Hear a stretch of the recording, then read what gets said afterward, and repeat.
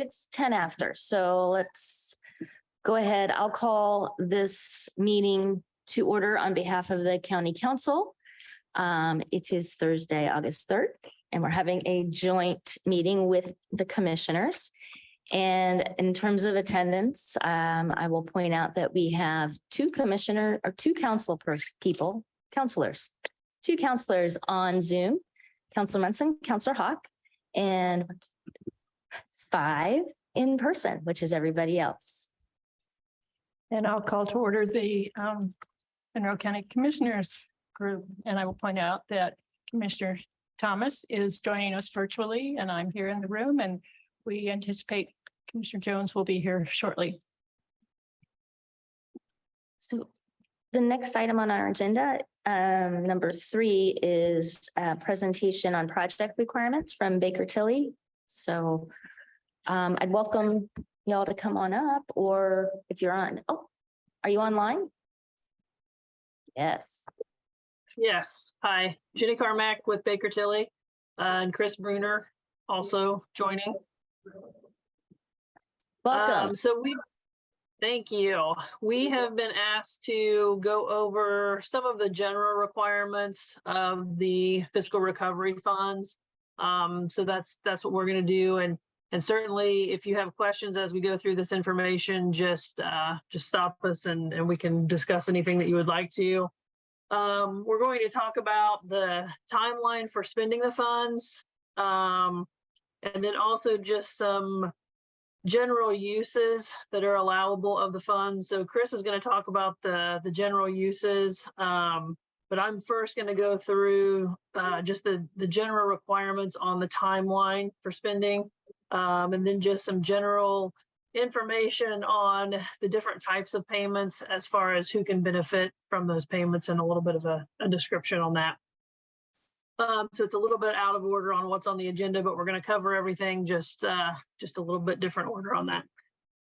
So to get started, one of the things that we've been asked to discuss is the time frame in which the money can be obligated versus spent. So the requirement is that the obligation for this money occurs prior or by December 31st of 2024. So the feds define obligation as orders placed for property and services, contracts and subawards, and similar transactions that require payment. So essentially there has to be a legal obligation to make this payment, and that legal obligation has to be in place by December 31st of 2024. Now they do offer the 2-year period after that, so up to December 31st of 2026 to actually spend the funds. And I'll come back in a minute to what constitutes an obligation, depending on the different type of payment that's going out. But the reason that you have a 2-year period to spend the funds is because several of these projects that are being done with this funding are construction projects. And as you know, sometimes those take a little while to finish. So the obligation has to be in place by the end of 24, but you could sign a contract by that time for some kind of infrastructure project or similar project that again, Chris will go over here in a few minutes. And then you would be able to continue with that project and make the payments on it through the end of 2026. So as far as what creates the obligation, if you are making a payment to a contractor, then the contract with that vendor would have to be in place by the end of 2024. If you are giving money to a beneficiary, they would have to be entitled to that money by the end of 2024. And if you are sub-granting the money, then that sub-award, that agreement with the sub-recipient would have to be in place. Now, one thing to keep in mind with the sub-awards is that money retains its federal identity. So if you were to pass money down to a sub-recipient, then that sub-recipient would be held to the same requirements, and they would need to obligate the money by the end of 2024. So I guess just to explain a little bit about the differences between a contractor, beneficiary, and a subrecipient. In a contractor situation, again, that's a vendor. That's somebody that you are going to contract with to perform a service for you, or to buy some kind of goods from. It's going to be a simple transaction. You're going to have a contract or a purchase order, and they're going to perform that service, provide those goods, and you will just pay those, or pay for those. That pretty much is the easiest of the three.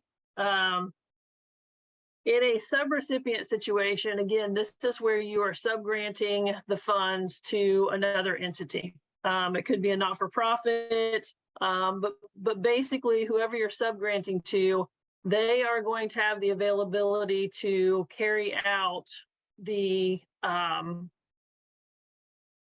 this program. So it's going to be up to them to determine how the money is spent once you grant it to them.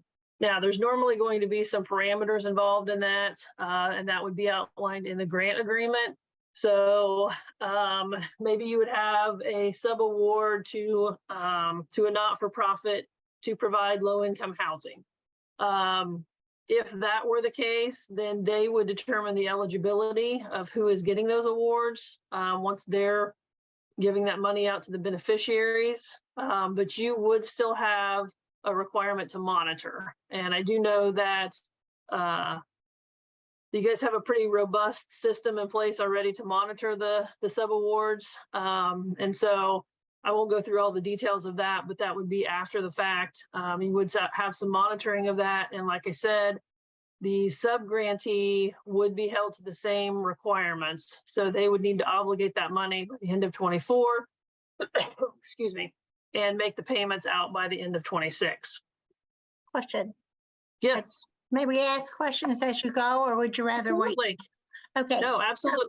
So if the county grants this like a sub-grant, then and you said they're held to the same standards?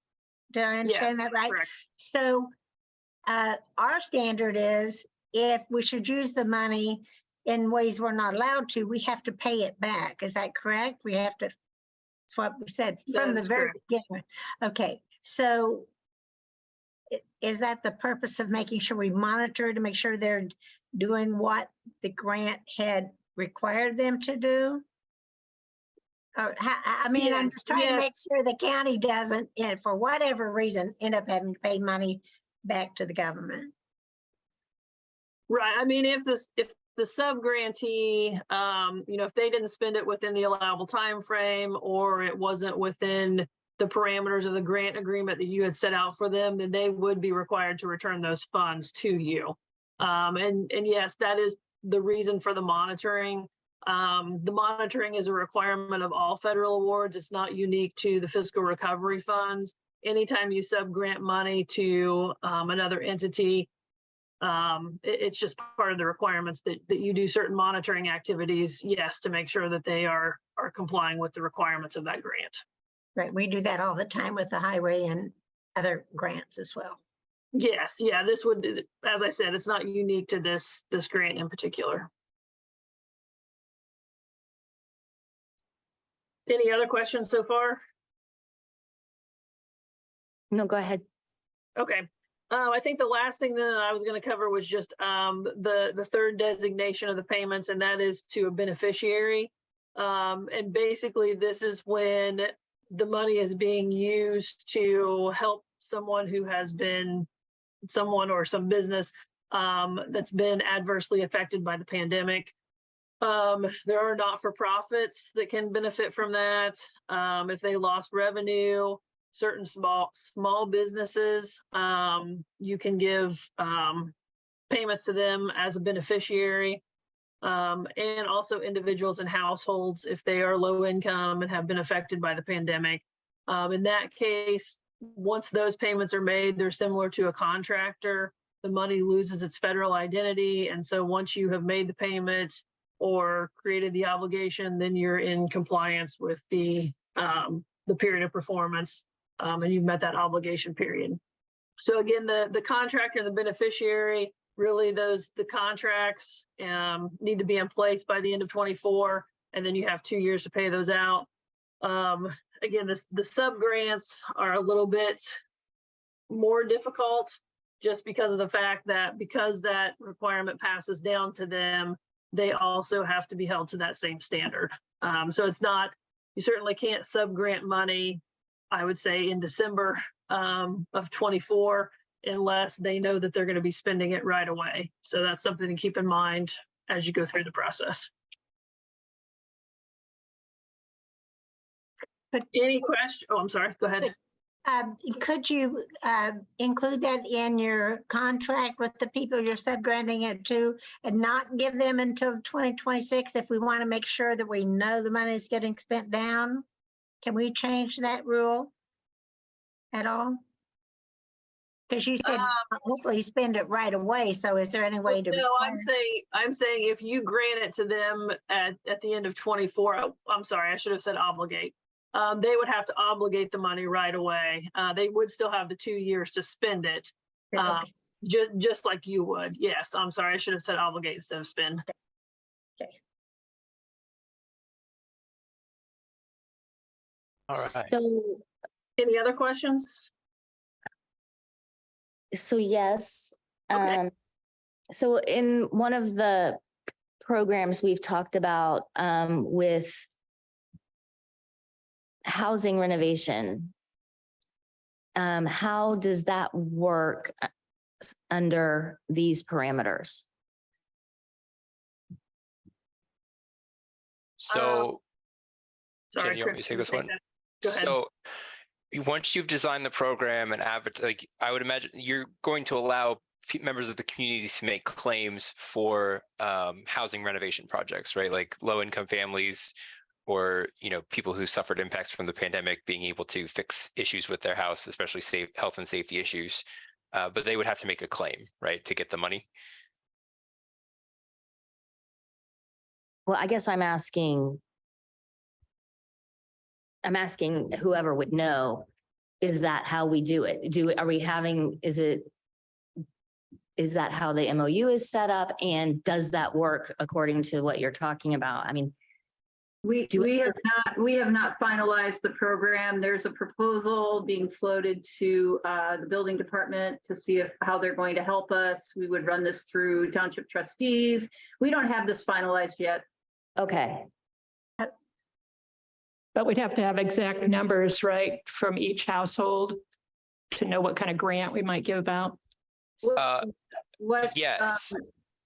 What Angie and I talked about was we imagine that most of these homeowners will qualify for ARPA, but some of them might not, so we might have to use some as lost revenue. We're working through that right now. Good. Go ahead. I have another, I'm sorry. Okay, which housing renovation program you're talking about? Because I saw 400,000 in the Heading Home, I believe it was. And This then is not what Heading you Home. This is rural housing repair. Oh, okay. You're talking not housing renovations, but rural housing repair that we already put in place, the 200. So, okay, so then let's talk about the Heading Home programs, because there are a couple there that we were hoping we could allow them to develop the program and fund others to do things. And you're saying all of that money has to have changed hands, not just from us to the contractor, but also then to whomever they are supplying funds to before 2024. Money doesn't necessarily have to change hands, but there does have to be a legal obligation to pay, such as a contract, a grant, an invoice, purchase order, something that obligates you to pay it by 2024. And does it have to be an exact dollar figure for each recipient? Or would a collective list of sub-recipients and a total dollar figure work to meet that requirement? As long I as think it's in the only thing Sorry, go ahead. Go ahead, Chris. But yeah, as long as it's in a contract and those projects have been established by the end of 2024, it's just that they have to finish like doing the construction or whatever the case is. They basically, all of the claims have to be in by 2024 to be paid through 2026. I think the only thing that you might run into with that is, I mean, when you ask if it has to be an exact dollar amount, if you're just going to give a ballpark and say it's not to exceed $60,000 and that's the obligation, then if you end up only spending 40,000 of that, you have no time left to obligate the remaining 20,000. So you may be looking at a return of those funds that aren't spent. And that's the reason for my question was, could you put in there some kind of time frame so that we could claw back the money if they've not used it Right. after 2024? If we obligate it by the end of 2024, then it appears that they would have till 2026 to spend it out. But if we put in that contract that we would have the right to claw it back at the end of, say, 2025, it would give us time to reallocate and reobligate that money someplace else. No? No, Can't do it? after You don't have af- any, no, because you can't reobligate that. You have until the end of 24 to obligate the money. So Oh. even if they give it back to you, you don't have the ability to obligate it at that point in time. Yeah. So you would have to send it back to Treasury. Yes. Huh. Yeah, But- you have to treat the ARPA program as ending in 2024. The extra 2 years is for you to pay out on things that you've already spent the money on via contracts, invoices, things like that. The actual program itself, any new ideas, new projects, all of that has to be in and contracted by the end of 2024. But to Counselor Hawk's point, which I think is a good one, we're following federal guidelines. If we say to a granting agency, for example, you have until November 1st of 2024 to have this money obligated. And that way, if they don't, we can claw it back. And then we've got 2 months ostensibly to reallocate the money. So we could do that. Yes. Okay, thanks. Well, yes, when you're sub-granting money, it's certainly within your availability to make more stringent requirements than what the feds have put in place. You can't loosen them at all, but you can make them more stringent if you want to.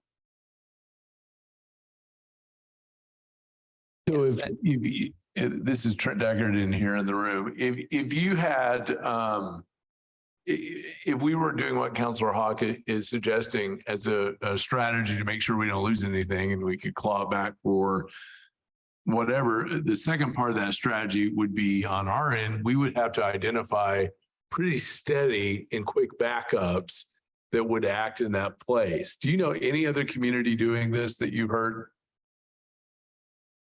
Like we'd have to have like a 2-month window of, and I'm just guesstimating that.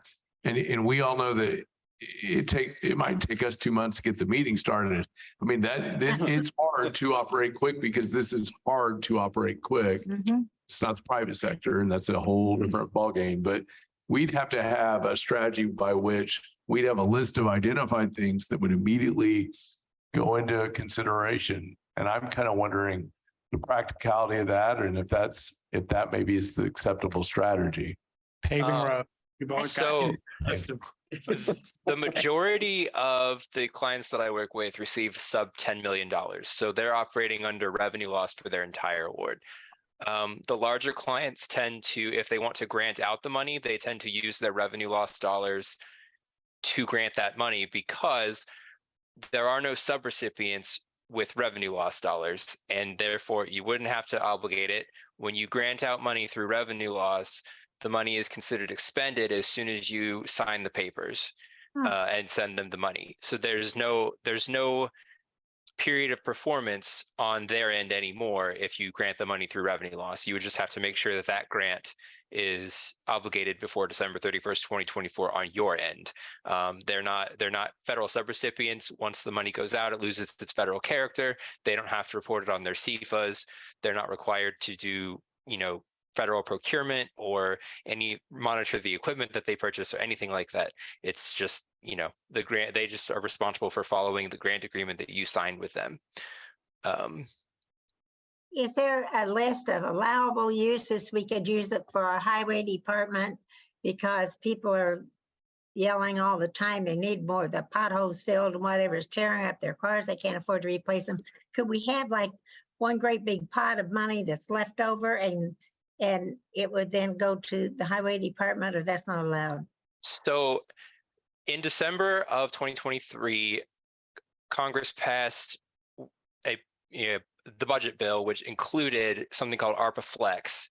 Right. And in that bill, they added in infrastructure for highways. You could use the money for CDBG or natural disaster recovery. Unfortunately, they put a condition in that bill that those obligations cannot begin to occur until Treasury releases guidance related to those expenditures. Now, it did put a timeline on that guidance of 60 days. However, that 60 days has come and gone, and Treasury has not distributed guidance on whether or not those or what the compliance requirements would be for those. So unfortunately, at this time, you still can't obligate for highway type projects. I mean, I've asked several questions. I check fairly regularly to see if they've changed the guidance, but they haven't yet. And I haven't received any word about it other than, being what's in the bill. So I'm sorry. In short, to answer your question, at this time, no. I don't like that answer at all. I don't either, because that bill was actually very nice, and Yes, it would have helped a lot, but I just assumed it was done. No. yeah, they have not yet released guidance on how to do that and what all that entails. So the examples I keep hearing are very construction and oriented.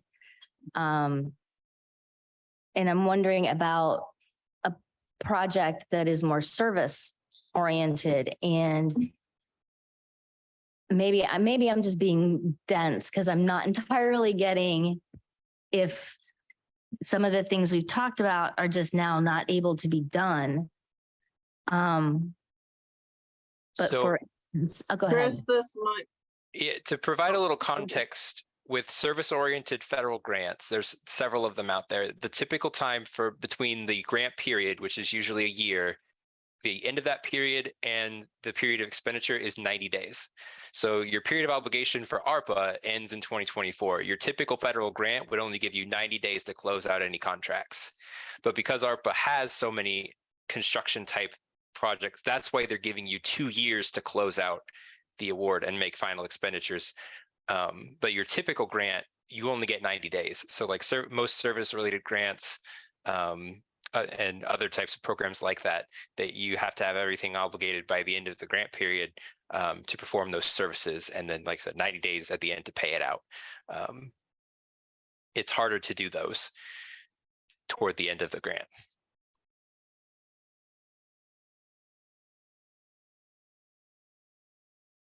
So if we're looking at a program that would create a fund that would be accessed by a third or fourth parties all the way down to the very end expenditure, that federal requirement follows. it depends on the type of payment that's being made. If it's a subaward to an entity that is going to be making decisions related to eligibility, then yes, it will retain that. If you're just paying a contractor directly, or if you're paying a beneficiary, then it loses its federal identity at that time. Then it would, I'm sorry, what was that last little bit that you said? If you're paying a contractor or a beneficiary, then at the time of the payment, it loses its federal identity.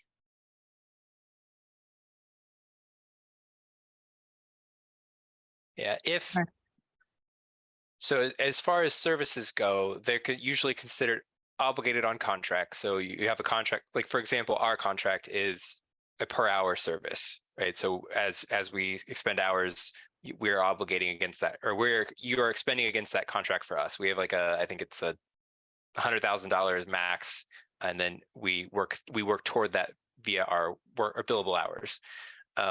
So all of our billable hours have to be in with the contract by 2024, or no, I'm sorry, our contract goes through 2026. So ours are obligated through 2026 through the contract that says we will bill you for services provided through this time up to a maximum of whatever it says. But that's an obligation for like a service contract. But to provide services to the community, if say for like example, the housing repair, or if someone was to make a claim for rental assistance, for if you wanted to do a program based on rental assistance, those claims to obligate them would have to be in by December 2024 to expend them after that. So you would have to have the claims in your hand and approved by the end of December next year. So question, let's say if you wanted to assist certain number of people, whatever the dollar amount would cover, whoever applied for it first. Let's say if we're going to replace roofing or something. And could you make a contract with the roofing company and for X dollars, and then they still have, and then it's a contract with them for services, and then they would have until 2026 to spend it out? No. Well, for a contractor to replace roofs and like you're directing them where to go to do that, like it's just kind of like an open, we need you to replace so many roofs and we're going to tell you whose roofs and when, kind of thing. Yeah. I mean, yeah, as long as you have a contract in place with a contractor to perform these services for you, then you can expend it after 2024, as long as the contract is there by December 31st of 2024. And then of course, all of the eligibility requirements for whose roofs you're replacing are met.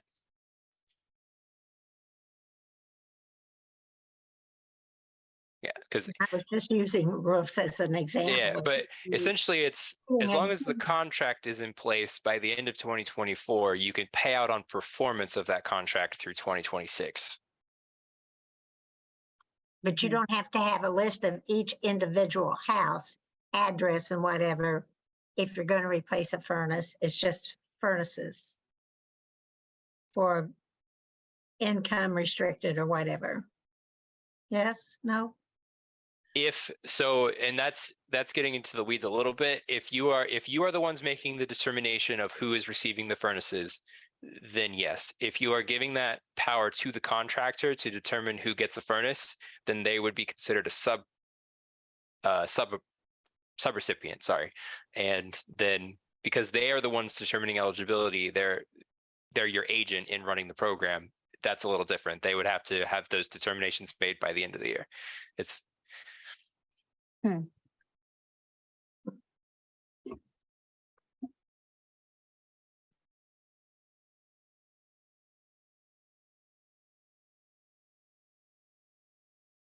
there any other questions on the obligation and payout requirements? And certainly we can come back to this. Chris is going to talk a little bit about what the eligible uses are and give some documentation requirements for each of those.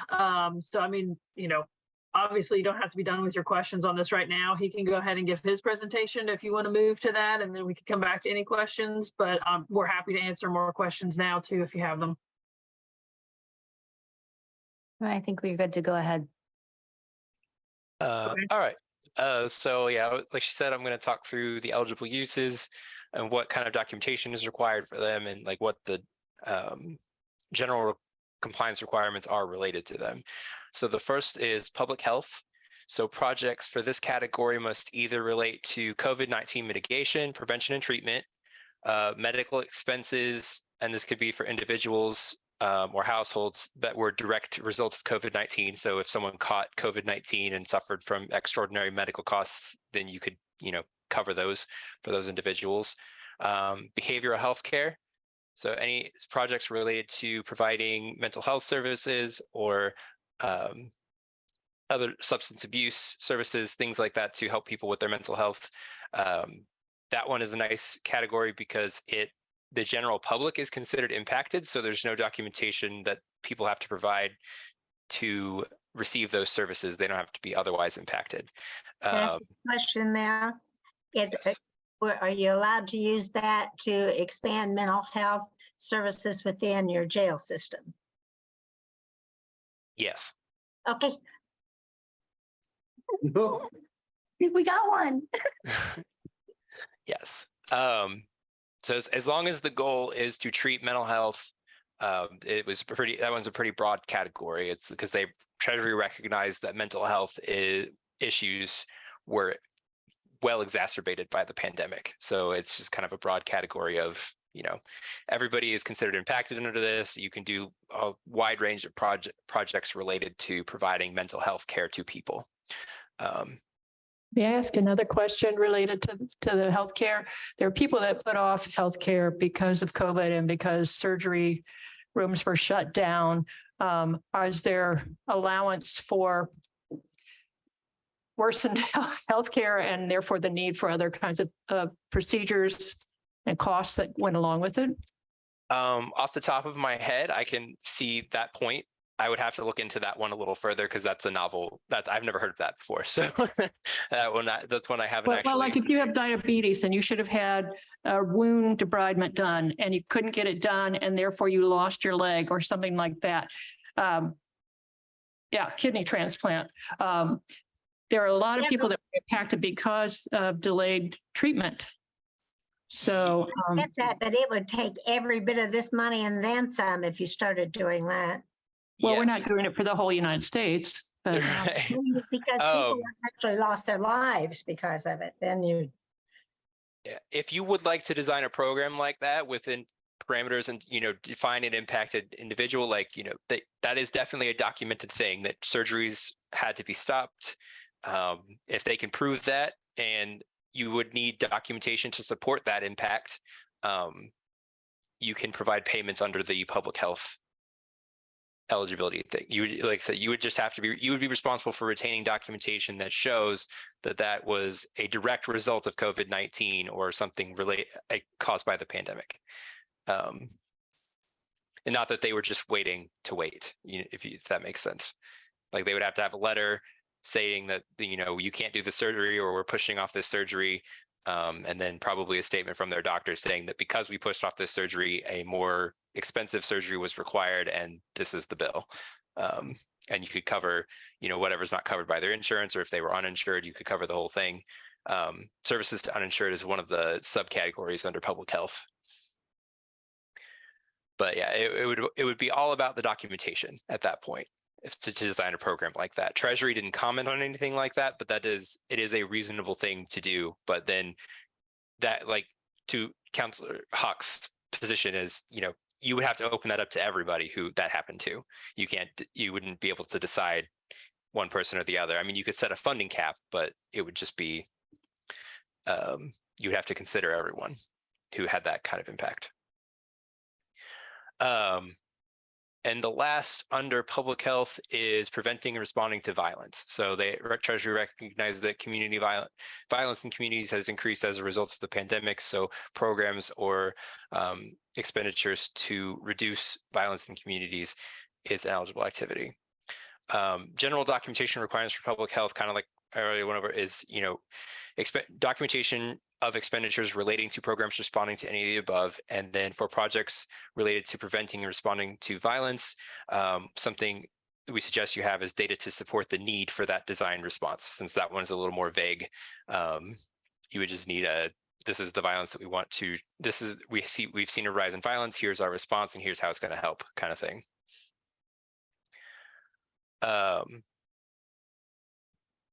The next category is negative economic impacts. So projects in this category have to relate to some economic impact caused or exacerbated by the COVID-19 pandemic. So examples include assistance to impacted or disproportionately impacted individuals, small businesses, or nonprofits. To determine impact versus disproportionately impact is to determine the range of reasonable responses, right? So impacted individuals, littler responses are more appropriate. For disproportionately impacted individuals, you could do a wider range of things. So for example, direct payments to beneficiaries to assist with food or rent, those would be something that an impacted individual could receive.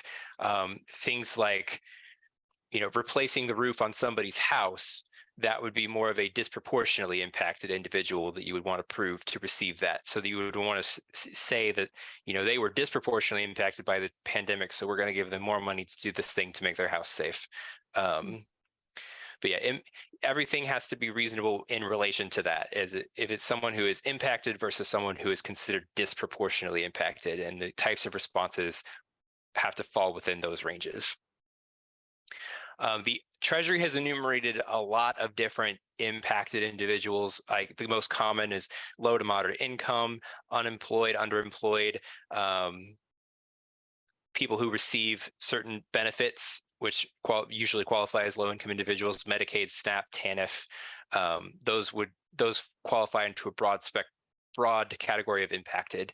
Disproportionately impacted, the only group of people that Treasury has presumed disproportionately impacted are individuals, small businesses, or nonprofits that either live or operate out of a qualified census tract. And qualified census tract maps are available through HUD, but there's just specific areas in the community that are just considered by Treasury to be disproportionately impacted. So services there can be different than services in the broader community. The county. Do we have a list of those for Monroe County? So the Treasury has provided their final overview that has a listing of impacted classes of individuals, and then of course the Treasury's designation of disproportionately impacted that Bree has. There is ways to designate additional impacted classes. So the county can designate, for example, if your restaurant owners downtown in general have just come together and said, we suffered greatly as a result of the pandemic. The city put us on notice that we couldn't be open for 5 months out of the year, 2021. So we are impacted by the pandemic. The county can designate that like restaurants in downtown Bloomington as an impacted class. And you just have to have a rationale for why you are designating them as such. And so Treasury has enumerated several different categories of, there's a generic one that just says anybody who lost revenue as a result of the pandemic could be considered impacted by the pandemic and qualify for assistance. But just like in general, if you wanted to designate a class, you can, and then provide a reasonable response to the harm identified to that class is something you can do. The county can also designate disproportionately impacted classes, although the bar for that is much higher. Treasury expects documentation that has quantitative or qualitative data to support that assertion that the group that you're trying to help or identify is disproportionately impacted by the pandemic. And you can use already existing studies. You could go out and you can use funding to collect data and perform those studies yourself to determine disproportionately impacted classes and then design responses to mitigate the harms to them. But the difference there is the level of documentation. Impacted classes you can designate typically just need a rationale for why you're designating them as impacted and a geographical area to designate or a specific characteristic that you can identify.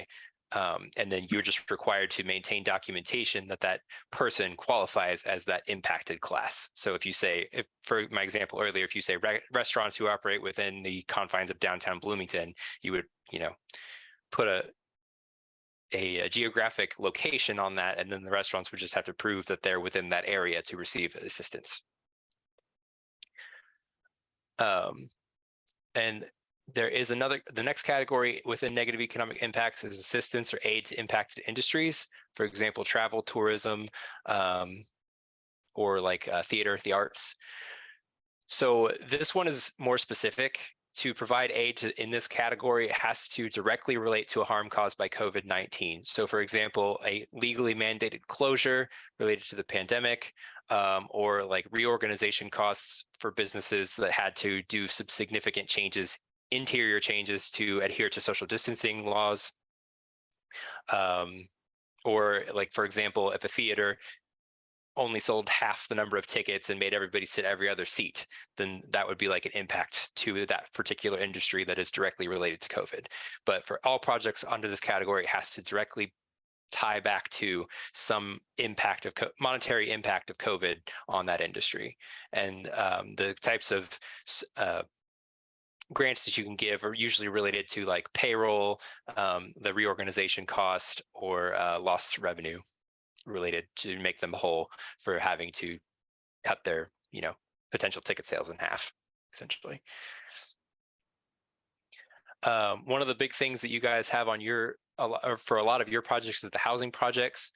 Those projects should aim to address issues with low-income housing. The documentation requirements will vary based on the type of project.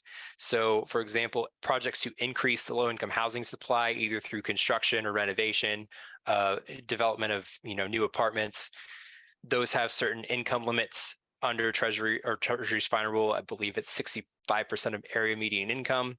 And then for those types of projects, you also have to make sure that there's a period of affordability. So if you're giving money for people to renovate rental units, they have to guarantee that they will provide, or those rental units will be designated for low to moderate income families for 20 years, essentially. Similar to that, any project under certain other federal programs that have been listed out, and that I can provide that list later if you like, but it's a lot. I think there's 8 different programs. Any housing project eligible under those programs, as long as you meet the eligibility requirements and the period of affordability requirements of those programs, you could do housing projects under those. But like I said, all of those have varying time, documentation requirements and periods of affordability, and also income levels. So I'm sorry. Did I hear you say 65% AMI? Yes. Okay, thank you. And that's specifically, they have 2 presumptions. The first presumption is the one that I talked about with the list of different federal programs. I think there's 8 different federal programs. Under that presumption, you would follow that federal program's income level and also the period of affordability for that program, and whether or not it's an eligible activity under that program. For presumption 2, that relates to construction, development, or rehabilitation of rental units. That one is the 65%, definitely 65% AMI families. They have to agree in some sort of legal document that they will leave those units for low-income families for at least 20 years. You can make it longer if you want, but it has to be at least 20 years. For example, for a development, say if a developer came to you asking for a portion of the money to create new low-income housing, if ARPA only covered, say, 25% of that development, then they would have to guarantee that 25% of those units would be utilized by low-income families that meet the 65% area median income threshold for a period of at least 20 years. It doesn't matter which units, but yeah. Yes. It is a renovation of existing, say, apartment buildings or something, and you would tie it to that requirement of keeping it for a certain number of years. Would you not have to have the mortgage company, if they have a mortgage, to okay that? You couldn't just throw that in on top of the mortgage, right? I'm not sure about that because that's outside of my wheelhouse. It has to be some legal agreement for them to do it. Treasury mentioned like land covenants, or other legal contractual agreement to make sure that happens. Right. But as far as like the exact legal requirements, I'm not sure. I can answer that. Pretty sure that's the case. And then the other thing under rental would be for housing, rental assistance would be an eligible project, and that would just that would be similar. You would identify an impacted individual, low income, unemployed, and provide them rental assistance. And in terms of documentation that's allowed for that kind of thing, self-assertions are allowed. So like if they self-assert that they're unemployed due to the pandemic, then you can accept that as documentation of their eligibility. Other documentation that you could collect, like I said, if they qualify for Medicaid, Medicare, they would have a card that you could look at. And then like the most extreme would be to collect, paychecks and pay stubs and verify their income that way. But there are several avenues for that. And you would just have to maintain the documentation of how you identify them as eligible.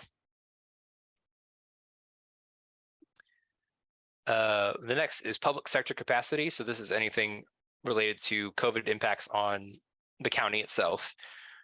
So the first projects could include payments to public staff salaries directly related to COVID-19 response. So for example, police, fire, EMT, but to disperse money under that category, you would have to have some sort of documentation to show the amount of time spent toward COVID-19 activities, allocate the time, basically allocating the time to COVID-19 response. And that particular activity can only cover that portion. So if they spent 25% of their time responding to COVID, then only 25% of their salary can come from the ARPA funds. The next is government employment and rehiring public sector staff. So if government had to lay off you have the ability to restore pre-pandemic employment. So documentation for that would be to show your FTE employment levels before the pandemic and then compare them to your full-time equivalent employment levels now. And then you could restore your employment up to the pre-pandemic level. There is also an option to increase it by a certain percentage. I believe it's, I'd have to look at that, but I know that's there that you can hire above it slightly. It's double-digit percentage, but I can't remember what it is off the top of my head.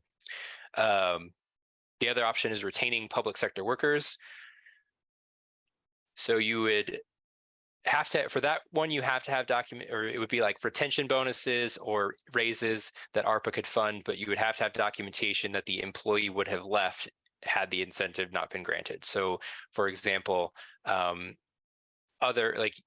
would have other documentation of other offers in the area where they would get similar compensation, like a sign-on bonus or a firm offer from an employee that they have from somebody that they're going to leave, and then you can offer them a pay raise to compete and pay for that out of ARPA. But it has to be some sort of documentation supporting that they would have left had they not been given the incentive. What stops everybody for saying they would leave? Like I said, it has to be a firm offer. Like it has to be some sort of documentation or firm offer that that you would lose employees if you didn't offer it, essentially. What if you said, I'll take a group, say our jailers, where other jails were paying more than what we were paying. And so Yes. we would offer them a bonus in order to try to create some kind of balance. Yes, that would work.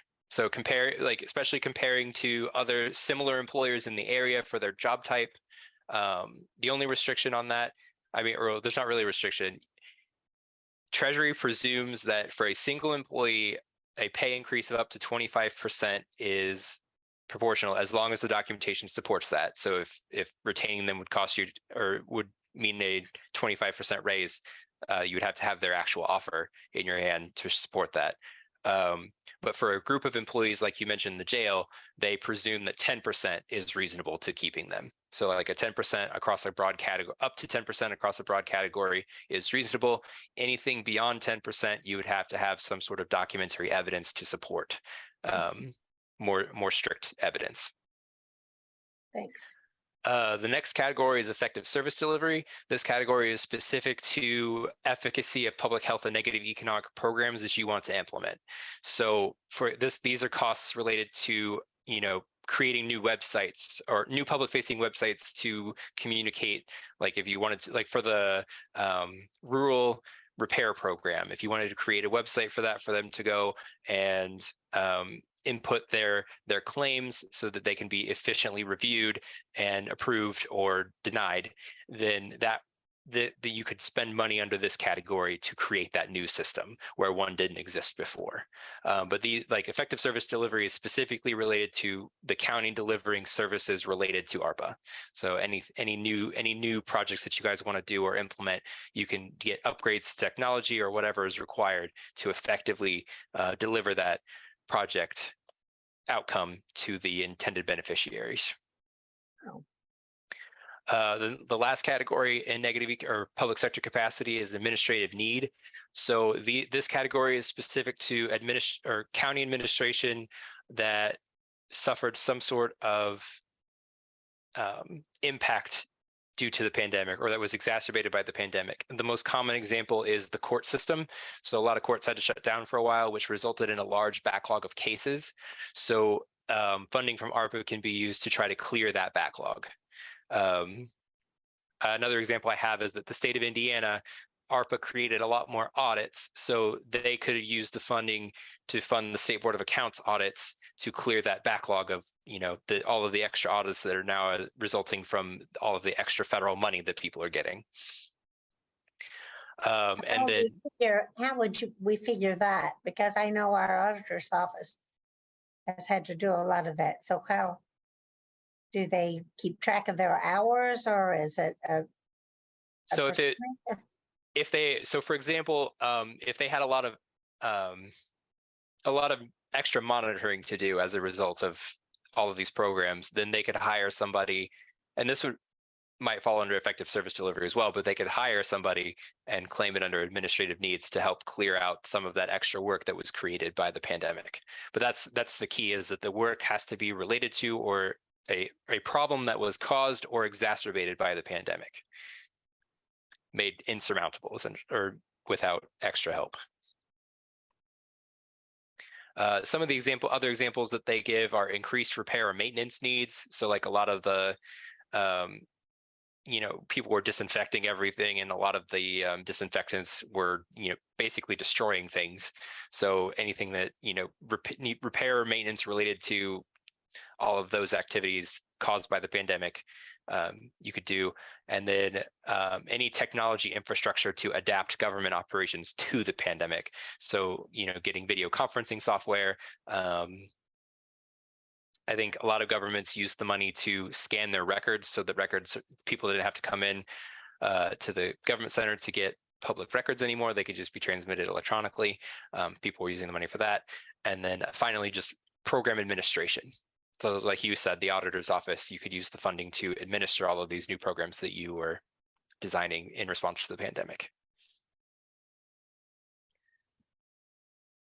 There are some additional documentation requirements that impact both public health and the negative economic impacts category together. Any projects related to capital expenditures, if those capital expenditures exceed $1 million, you have to have some sort of written justification in order to do that expense. So for example, I worked with a county that was building a mental health facility, and they allocated $10 million for that. So because that was under the public health category, they had to provide a written justification for why this facility was better than two other options. They had to come up with two other alternatives that they could think of, and then say why that option is better, essentially. And then, so for anything over $1 million, you must have a justification. If it's $10 million and over, you will submit that justification to Treasury through normal reporting. There is one more caveat to that. If the project isn't an enumerated use, it's something that the county is designing themselves, then if it's over $1 million, the written justification is also submitted to Treasury. And then speaking of responses beyond those enumerated, the way that you can do that is you have to identify a COVID-19 public health or economic impact. So identify a harm, and then designate a response that addresses that impact. And then you have to kind of consider the scale of, impacted or disproportionately impacted, who you're benefiting. But there are many, like that category is open. Those two categories are open. You just have to, designate the impact, identify the intended beneficiary, and then explain why your response is reasonable, or why that project is a reasonable response to that identified harm. That's on to the less complicated ones. Premium pay, that one is no longer eligible. As of May 11th, 2024, premium pay is no longer an eligible expense. I think that was introduced in the Treasury, the most recent Treasury frequently asked questions. They answered that when that was over. Water, sewer, broadband infrastructure. So the presumed eligible activities for water and sewer are the Clean Water State Revolving Fund or any projects that would be eligible under the Clean Water State Revolving Fund or the Drinking Water State Revolving Fund. Projects eligible for those two federal programs are deemed necessary investments. So anything that you would be doing that would be considered eligible under those, you don't have to provide any justification for. Other types of water or sewer infrastructure or stormwater must be what's called a necessary investment. And there is a list in the final rule overview of what constitutes a necessary investment. Let me pull that up real quick.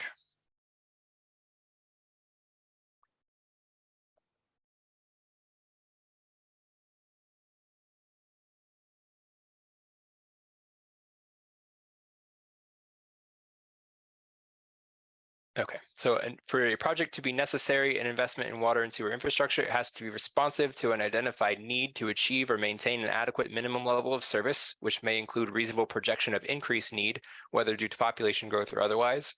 It has to be a cost-effective means for meeting that need and taking into account available alternatives, and for investments in infrastructure that supply drinking water in order to meet projected population growth, projected to be sustainable over its estimated useful life.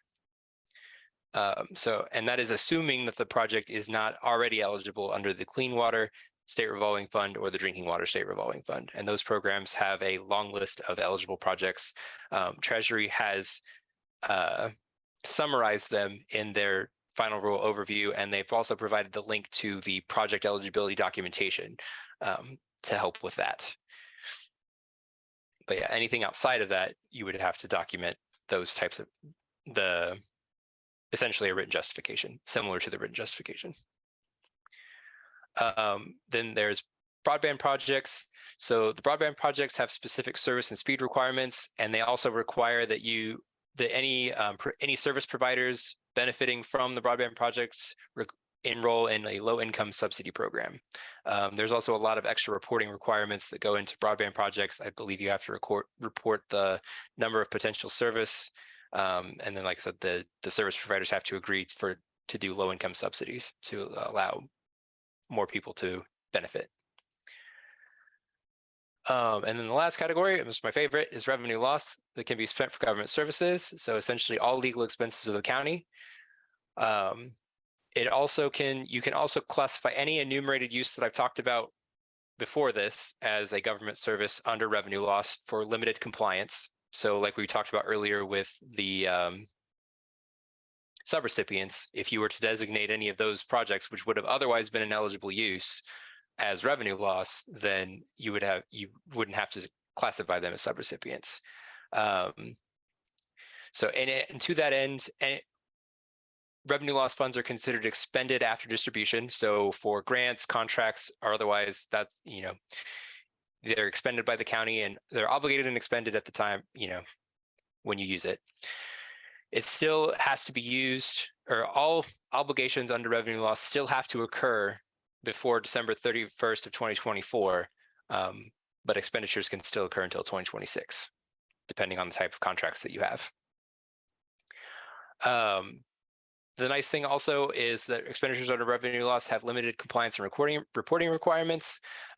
If you buy equipment or real property, you don't have to monitor those as you would if you would have bought them under an enumerated use.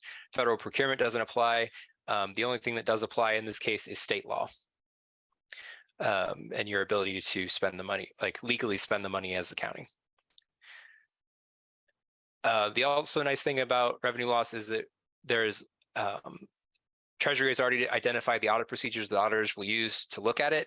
So they're very limited. They're essentially trying to validate that the county followed all applicable state laws and its internal policies for expending its own funds. And then that is the requirements for that. All right, but that is the element. Does anybody have any questions?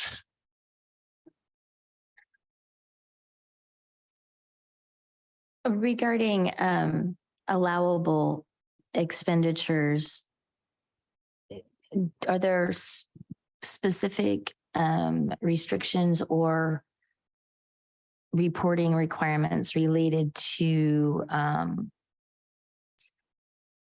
overhead costs or in-kind kind of costs or indirect expenses? Yes, so the county and its subrecipients have to follow either have an indirect cost rate proposal or use the de minimis indirect cost rate. Both of those are, you would take that rate and multiply it by what is called modified direct total costs. And that essentially is all of your all of the costs of the award except for capital expenditures or beneficiary payments, things that would be considered I don't remember the word for it, but it's just, you're essentially taking out things that would be considered. Jenny, do you know what I'm talking about? It's the. Yeah, but I can't think of the word either. Yeah, so it's late in the evening, but yeah, so that documentation, or to use an indirect cost rate other than de minimis, you probably have some experience with that, maybe with Title IV. I believe the child support program has an indirect cost rate requirement, but it's very similar requirements for this program to charge indirect costs. And I think having that cost allocation I believe having that cost allocation plan means that you cannot use the de minimis rate for any other federal program that you have. So Yes, I believe that is correct. so you would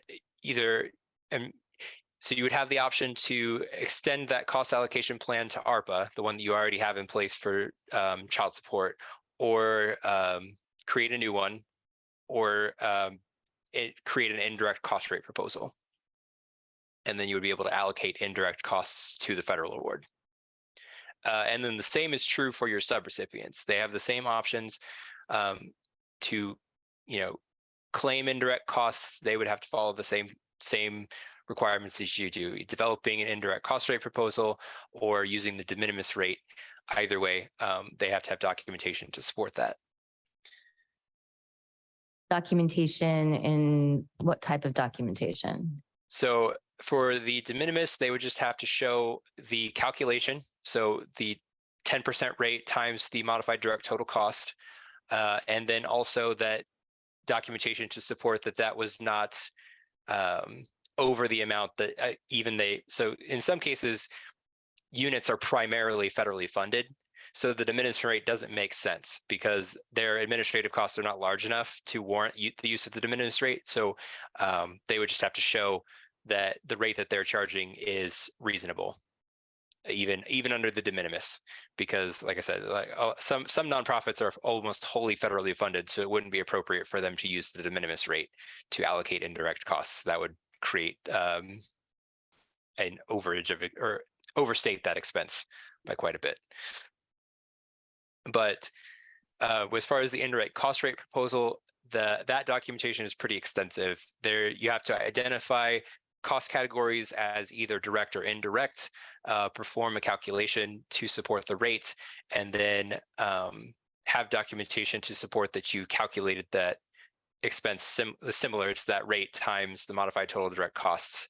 And then there is in uniform guide, I mean, there's a whole list of things that go into that proposal, including having narratives explaining those costs and why you consider them direct or indirect. And I believe they have to have a organizational chart and all of the math essentially that went into that. Thanks. Jeff? Yeah, sorry, to go back to the first category, to public health and in particular about mental health. What what kind of documentation or justification is needed for mental health other than justification for over $1 million being spent on capital projects? Because the general public is considered impacted and nobody needs to prove that they're a member of the general public, it would just be that you would show that this project that you're doing relates to some sort of mental health. And that, Or substance use disorder? Yeah. Is that under this? Yeah, it's behavioral health in general. So that would include, mental health issues or substance use issues, both of which were exacerbated by the pandemic. Thank you. And that could also be the same rule if you were for construction or a building for that? Yes. Be under that category, like I said, because general public is considered impacted, you could construct a behavioral health facility, and anybody in the general public could benefit from that facility. They wouldn't have to prove anything. It would be the other types of things where, like, for example, assistance to individuals, where they would have to prove to you and provide documentation that you can retain, or self-certification or something to say that they were impacted by the pandemic. One of the examples that Treasury gives is like a food program, where if you want to give out money to help people subsidize their food costs, they could self-certify that they are having food issues as a direct result of the pandemic, and you could provide assistance to them.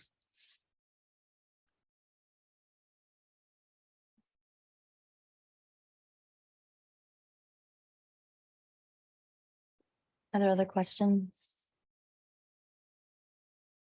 I'm overwhelmed with requirements and red tape, and I'm a little irritated, so I don't have any questions right now. I'm just glad we have Bree. Yeah. Yeah, I feel It's like we not don't a need to- surprise to me. I worked That's with why we rural hired her. housing for years. Yeah, we don't need to be the accountants here. That's Right. not our job. We don't need to have our hands in the weeds. We need to talk about what we want and. Right. And Let's- see where it fits. Yes, exactly. Well, and moreover, when we submit projects, Chris, you've been really good about getting those projects back to us and saying, this does not fit or this does fit. And I see that later on in the agenda that we'll talk Yeah. about those.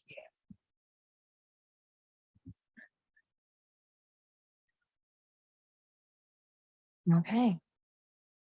I mean, I would just like to add that for years, I sold housing through the rural housing program. It used to be called Farmer's Home. And the rules, if all you did was look at the rules, you would just give up and say, I can't do this. But you have to make it work within the rules. And you're right. It's like we have other people here that's here to help us make sure we stay within the rules. Yep.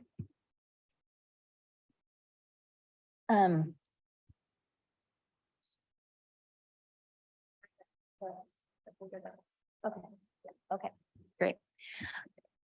Thank you very much for sharing your expertise with us. Like I said, I'm a little overwhelmed. And we're gonna have, I think next on the agenda, we're gonna hear about one of our funded projects for heading home. So let's go ahead and hear from Ms. Morgan on that. Will you be sticking around to talk through or answer questions from your perspective on some of these next agenda items? I'm just not sure what the, Yes. our auditor's office would really appreciate it if you would. But we're fine to stay as long as you want us to stay. All right, yes, please do. Make a cup of tea, whatever you need. Might go off camera to eat. We should have a tea kettle. Yeah. Welcome. Hello, Mary. It's good to see you. we're going to have a change of pace because I was asked to present about heading home projects specifically that are funded by the county. I will say that we did meet with Baker Tilly Consultants and Angie Purdy and Jeff Cockrell earlier this week. Could have been yesterday. I know how that goes. Yeah, so we are also getting a lot of information and trying to process that. And so this is going to be an update. Angie asked me to keep it short, but I'm always happy to come back later and give you additional information. So next slide, please. This is just going to be what we cover. Next slide, please. Just a reminder, we were born out of the pandemic by many of you that are in this picture. This is from November 2021. The idea was to create systemic changes for people who were seriously impacted and adversely affected by the pandemic, and to make homelessness rare, brief, and non-repeating for the region that we're in, which is Region 10 of the South Central Housing Network. That includes Monroe County, but also Morgan, Owen, Lawrence, Greene, and Martin. So the county provided funding for us, as well as the city of Bloomington and others. And for that, we are very appreciative. Just a reminder that we do have an advisory council that meets monthly, and the two people who are highlighted here, Penny Givens and Angie Purdy, are on that council and keep probably more in touch with what we're doing than other county folks, but we're always happy to come here and speak. Next slide, please. And that's me and Tatiana Wheeler, who is my partner in this. I came on board in December of 2021, so we're coming up on 2 years, but more close to 18 months right about now. We feel like we've got a lot done in the past 18 months, but have a lot more to do, obviously. Next slide. This is just a overview of some of the major categories of county funded projects, and I'll just be getting a little bit more in detail for each one. Next slide. We're doing landlord outreach and education because we feel that it's important to have access to existing units in ways that we don't currently see. There are many landlords who are reluctant to rent to low-income residents, particularly those with housing choice vouchers, also known as Section 8. So we're working in many ways to improve that percentage of units that are available to low-income residents. One of the things we're doing is starting to thank our landlords who are working with us and our partner agencies. So we're having a landlord appreciation breakfast on August 30th. We're going to highlight people who are doing great work. And our intent is to really start some relationship building in ways that haven't existed before, and to expand that network of landlords. Next slide, please. So really that breakfast is seen as a kickoff to a broader engagement. We want to meet regularly with landlords and have peer-to-peer recruitment so that we can build both in Monroe County, but also regionally, a broader network of landlords and property managers that are going to serve people who are facing housing insecurity. Next slide. We've also, as part of this kind of encouragement of landlords, we've done 2 videos, one focused on landlords who are part of the process now, talking about why they're doing it, the benefits to the landlords, guaranteed rent for one thing, and then talking to tenants about how life-changing it is to have housing stability. And it's a really poignant video. I'm happy to share that. And if you come to the August 30th breakfast, you will also see it there. We're gonna air that then. Next slide, please. The Landlord Risk Mitigation Fund is another strategy. This is something that we're partnering with from the Bloomington Housing Authority. They received funding to stand up this program within the city limits. And we are helping them expand so that it can also be used in the rest of Monroe County outside of the city of Bloomington. And this is really an insurance policy for landlords. So if a landlord is reluctant to rent to a tenant for a variety of reasons, this fund will say, okay, first of all, we have an education program that's going to help tenants be better tenants, but also if something happens and you have damages to your units that exceed the deposit, you'll have a backup that can help pay for those damages. So this is a new program. We are going to be using And where did Jeff go? There he is. We're going to be using funds from the lost revenue to pay for this particular program. Next slide, and then the next slide. We have a variety of marketing efforts because we're doing a lot of coalition building and awareness raising. So we have 3 monthly newsletters that we put out. We have a website where we post news that's relevant to housing and security with social media, did some promotion in Bloom magazine. Next slide, and then next slide. And that's a example of the website that we launched about a year ago. We're happy to have a place where there is it's a project that includes information about all of our partner agencies in the region. So it's not just about heading home. Next slide, please. And related to that kind of communication and partnership building, we're doing a lot of community convenings, and I know some of you have attended those. Next slide. These are some examples. We've held events in Bedford, in Spencer. Yeah, we've gone to events in Martinsville. We haven't hosted any there yet. The most two recent events, one was with the business community, because we believe very strongly that the issues that we are discussing related to housing and security should not fall on the backs of government alone or nonprofits alone. And the business community needs to be part of the solution. So that was an ongoing, the start of, I think, an ongoing, really productive conversation and difficult one, honestly. And then last week, we reconvened the original working group to give an update on the plan overall. And we are committed to just trying to have as many outreach events as we can with different groups, whether it's business, faith-based communities, other counties, et cetera. That's that.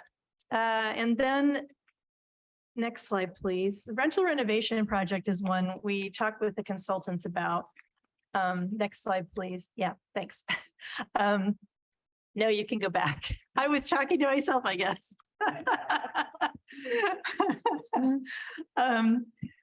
This is a program that we're still developing, and the idea is, again, looking at how we can make more units accessible. There are units that are not on the market because maybe they don't meet habitability standards, or they are the ones that have been damaged, or for whatever reason, they're not available. So the idea was to take some funds, offer them to landlords to renovate these units in exchange for a master lease with an agency partner that could then provide support services for these housing units.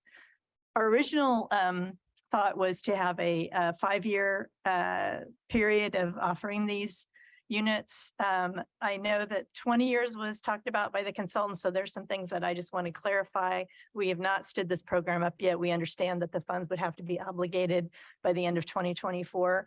We feel like we could do that, but I think we also need to have some more conversations about whether there's another type of program that might have the same result, but be less complicated and more assurance that we could actually spend it down by 2026. So, could I ask you a question on that?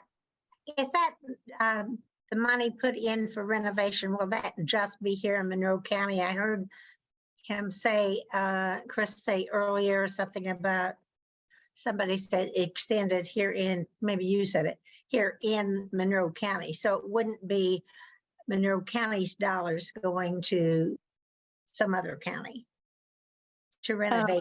Well, we haven't finalized the details. I guess my thought is that we don't think about Monroe County dollars going to Monroe County only or specifically, although much of it is. We're looking at this as a regional problem with regional solutions. So I guess my answer is I don't know, because we haven't decided on the details. And if that's an important thing, we would want to talk about that. We are working with other communities to try to assess their needs and to create forums for decision makers in those other counties to identify ways that they can address those needs themselves, but we are there to facilitate that. So I think it's a combination. And maybe a portion of funding could be available as a match to another community, because what happens is we have people coming here who maybe can't find the resources they need to find housing and support services in their county. And we're trying to work both angles, if that makes sense. Okay. And in conclusion, next slide, please.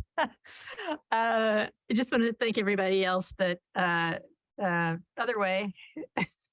Yeah, there you go. We just want to thank everybody else who's working on this and have been working on this for, years and decades. This is not a challenge that came to us, just since the pandemic, although it was certainly exacerbated by the pandemic. It was years in the making to get where we are, and it's going to be years to address it fully. So. And just next slide, please. These are some of the people that we have highlighted over the past few months who are working on the front lines. And we just are so appreciative of the people who are every single day working directly with individuals who are housing insecure. It takes us all. And then finally, just, I'm available, happy to answer questions. Give a longer presentation later if you want. This picture is with, if you could advance the slide, please. Yeah, this picture is with Tatiana and I and our interns, because although the work is serious, we also try to infuse it with joy. And that is my presentation. Happy to answer any questions. I know you've got a long agenda. Questions? Yes. Two quick ones. Yeah. Thanks. First of all, Your mic. sorry, thank you. Who pays your salary? Is it the community foundation? Because I know I appreciate having the budget spreadsheet that accounts for the $1.2 million. And I see there are no salaries on that. So No, this was an adaptation to the budget that we made after talking with the auditor's office and Angie and Jeff. So those dollars are being taken out of the, for our salary, are being taken out of the city ARPA funds. okay, great. And then also our agenda, or the notes here in our agenda, say that $100,000 of lost revenue would be used for the landlord mitigation project, but the budget here shows $1.25. Yes, so we are, we're going to have to revise that again. And this was after the meeting that we had either yesterday or today, or Wednesday, or Tuesday with Baker Tilly, sorry, that we discussed the $100,000, and we'll just revise the budget to reflect. It's not going to be 125. It is going to be 100. It is not going to be 100. It's going to be 100,000. Thank you. That's right. All right. Yeah. And that 100,000 is a subaward, correct? It's categorized under ARPA as a subaward and not as a grant or beneficiary fund? It is not going to be ARPA funds, that $100,000. That's going to come from, you want to? Yeah. I'll do my best Chris imitation, because he's the one who explained. While it is ARPA funds, because all of it's ARPA funds, the lost revenue has different standards. And so when a lost revenue dollar is spent, once we spend it, it is considered no longer a federal dollar. Or if we have it in one of the other categories, it is still considered a federal dollar that we've got to track and make sure it would then be a subaward that we would have to track and make sure that it was obligated by the end of 2024. That was getting to the heart of my question, is that on this beautiful colored sheet here, it uses both terms, subaward and lost revenue. And I just wanted to make sure that the federal character was either going to be present or not present. And what I'm hearing you say is, as lost revenue, that federal character will not be present. That is correct. That is just exactly for the $100,000. Just for the, Right. Well, if we're talking about the spreadsheet, anything that is lost revenue, that applies to. Lost revenue just has different rules. Right. And Better rules, in my opinion, but different nonetheless.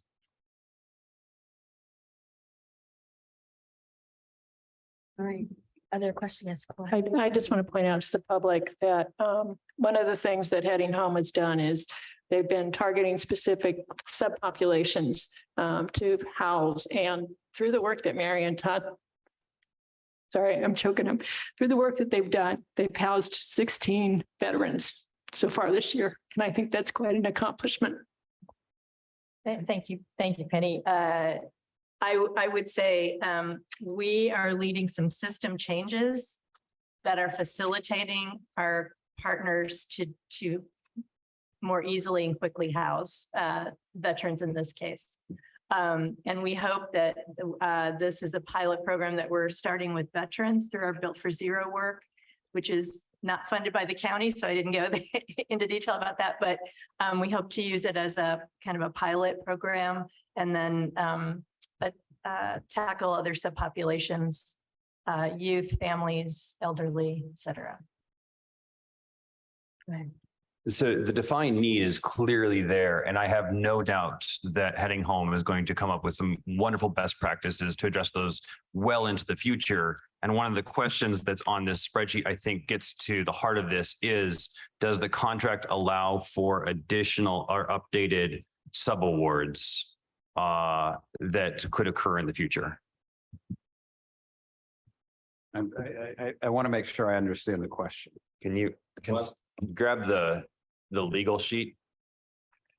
And my question is probably written more eloquently by our auditor's staff. And it is as follows: will additional subawards be allowed in the updated MOU that is being drafted? I think we looked through the budget, and the only thing that and we've talked with Baker Tilly and Mary. The only thing we saw that would require other subawards is the maintenance component, right? If you look at the rest of the budget, it's all Heading Home program going to be provided by the Heading Home staff in United Way. So really, the only other thing we think that would be a subaward would be the maintenance. And we've talked about that. I think she's got some additional questions based upon tonight's presentation. So that's really the other area we focus on. And we will focus on that at that time. And then any addition to the contract would the determination, I think, would then be made at the time, or would that all be revenue loss, or would it be categorized as a subaward? When we talk about amending the contract, the original contract had a budget in it that had different expenses than what is being presented here. So that's the genesis of the amendment to the contract, is do not increase the dollar amount or anything like that, but just to make the budget that's contained in that reflective of what is actually occurring. I think the budget we had an equal amount spent each of the 3 years. I think we were alerted that the first year did not meet that amount. And so that's what started that whole conversation. And so that conversation started with and it's continued once we hired Baker Tilly to look at some other details as to what should the budget in the agreement be, because it clearly was not reflective of what's actually happening. That's a great clarification. Thank you. Other questions? Yeah, Commissioner Thomas.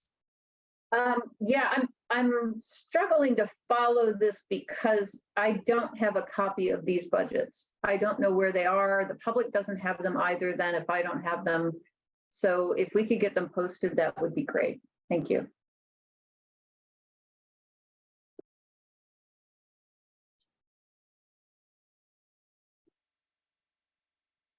Are you referring to the colored ARPA status sheet or a different, the budget? I don't have the Heading Home budget in front of me, and I don't have a spreadsheet from the auditor's office. I made one that was ready for the last council meeting. It's still sitting in my Excel file. So I don't know where we're at with anything. So we just need this uploaded. The public needs to see it. Thank you. Bree did send one to all the council and commissioners at about 2:02 p.m. today. So it should be in your email at least.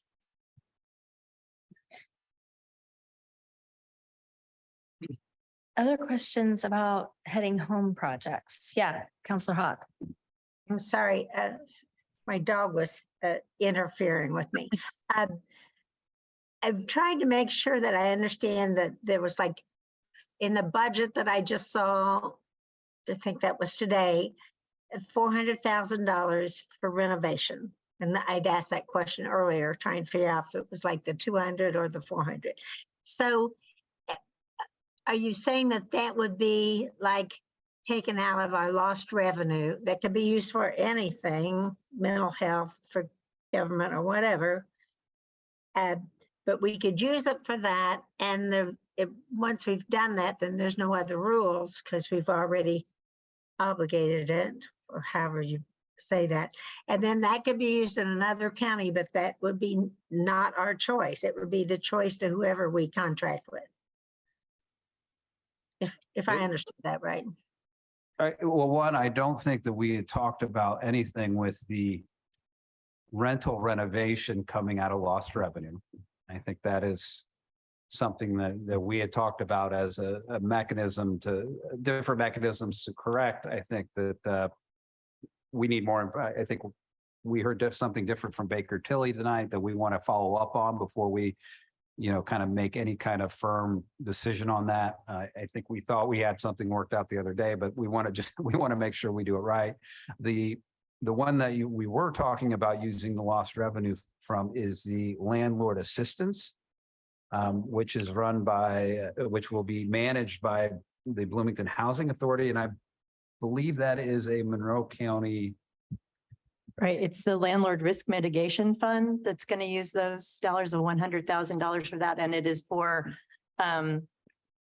outside of the city limits, only in Monroe County. That was my question. I thought I heard somebody say only in Monroe County a while ago, and that's what I was trying to tie it back to.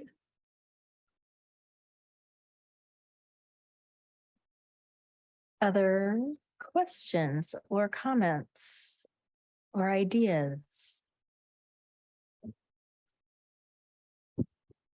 I would just like to add to the discussion and thank you for coming here and talking to us and being very willing to answer questions. I know you said that to me at least 25 times I could estimate. And one thing I'll just say is on the issues that you're tackling, if these were easy, they would sell it at Village Pantry, and they're not. And the thing in this community, and I get annoyed with this sometimes, so if I offend anyone with this comment, I apologize, but I hear a lot of opinions on these subjects of where people should be and where people should go, and a lot of thoughts. I don't hear a lot of good solutions. And from surrounding communities, we need resources from them as well to supply things so that folks have what they need. If folks are coming here, don't look at us and point and frown. They're coming here because we are working through these issues, trying to figure this out. And I know that if any of us had this figured out completely, we would sell it to Village Pantry and we'd be down the road. So I appreciate what you're trying to figure out. And I know this is all muddy and complicated as we do what we need to do to keep you legal and all that jazz. But thank you, because this is none of this is easy. And I read a lot of comments. Everybody's got this one figured out. And I don't think anyone's got it figured out. I think that it's easy to say that, but of course it's easier to tear down a barn than to build it. So I just wanted to make that comment while you're with us, and you've been gracious to wait through our meeting. Oh, Cheryl? Are these questions on any particular matter or on something related to heading home? I think right now related to heading home. Okay, I'll postpone. Thank you. Bye. Okay, don't leave. Counselor Hawk? Yes, I just wanted to comment that I want Ms. Morgan to understand that while I have asked over and over and over again to see a budget, and while it might have been turned in to others, today at around 2:30 or whatever time that was, is the first I've seen it. So I apologize if you think it had been turned over to us, but it had not been. And I appreciate receiving that. Because that's our job, is to look at budgets and revenue coming in, revenue going out, what you spent so far, what's left in the dollar amount that's been given to you. That's what I've asked for over and over again. This budget doesn't give me all of those answers, but at least it was a start, so I appreciate it. Thank you.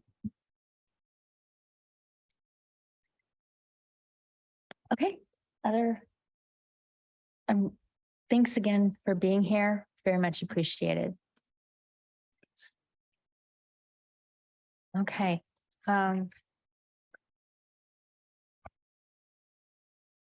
We will go through the letters on item 4 at this point. Are we done with this? Oh, sorry. Separation of lost revenue discussion. I didn't see that. Discussion on separating lost revenue funds into a different account line within ARPA. Did you bring this up? Oh, okay.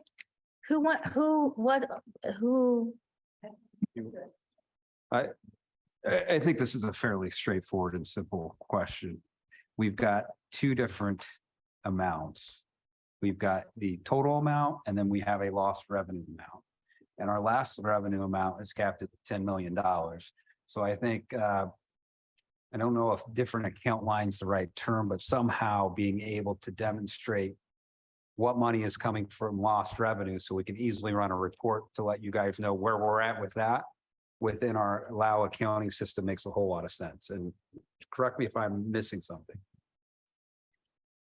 We still have to identify the different projects. Yeah. They don't have a microphone, but I think what she's is each project itself will still have a appropriation associated with a line number. I guess maybe a location number where it's difference between lost revenue and other, more ARPA projects to do the remaining ARPA projects, just so we can track it and answer your question. Yeah. I think that's what we're asking with that. well, that makes perfect sense to me. Yeah, that's exactly it. We can't do just one account line because we have to separate the projects and track them. But yes, a location would be perfect. Please do so. Yeah, I mean, is Got there a need to do it for the other categories? I realize those aren't capped in the same way, but would there be a benefit to having the 4 buckets? I can't answer that. I do know that since there is a cap on lost revenue. That's that the one. we really need to be able to do that. I mean, every expense has to be paid out of that fund. So if we overspend the whole fund, we'll know it pretty quickly and Yeah. or we won't let it happen, but but it'll be fairly obvious. It's tracking the amount of lost revenue versus the remaining portion of the ARPA that I think concerns us more than any of the other categories. Absolutely. Do we need to do that during a council meeting? And no, the auditor's office can make that adjustment just with projects moving forward. Unfortunately, I don't believe we can go back for those projects that have not, that have had some expending and that we have not given a location number yet. They So can't be we'll, journals. we'll look at that, but I'm not certain at this time, but we'll figure something out. Okay. Sounds good. Thank you. Would you like to stay up here so that we make sure that your questions are also addressed in this discussion?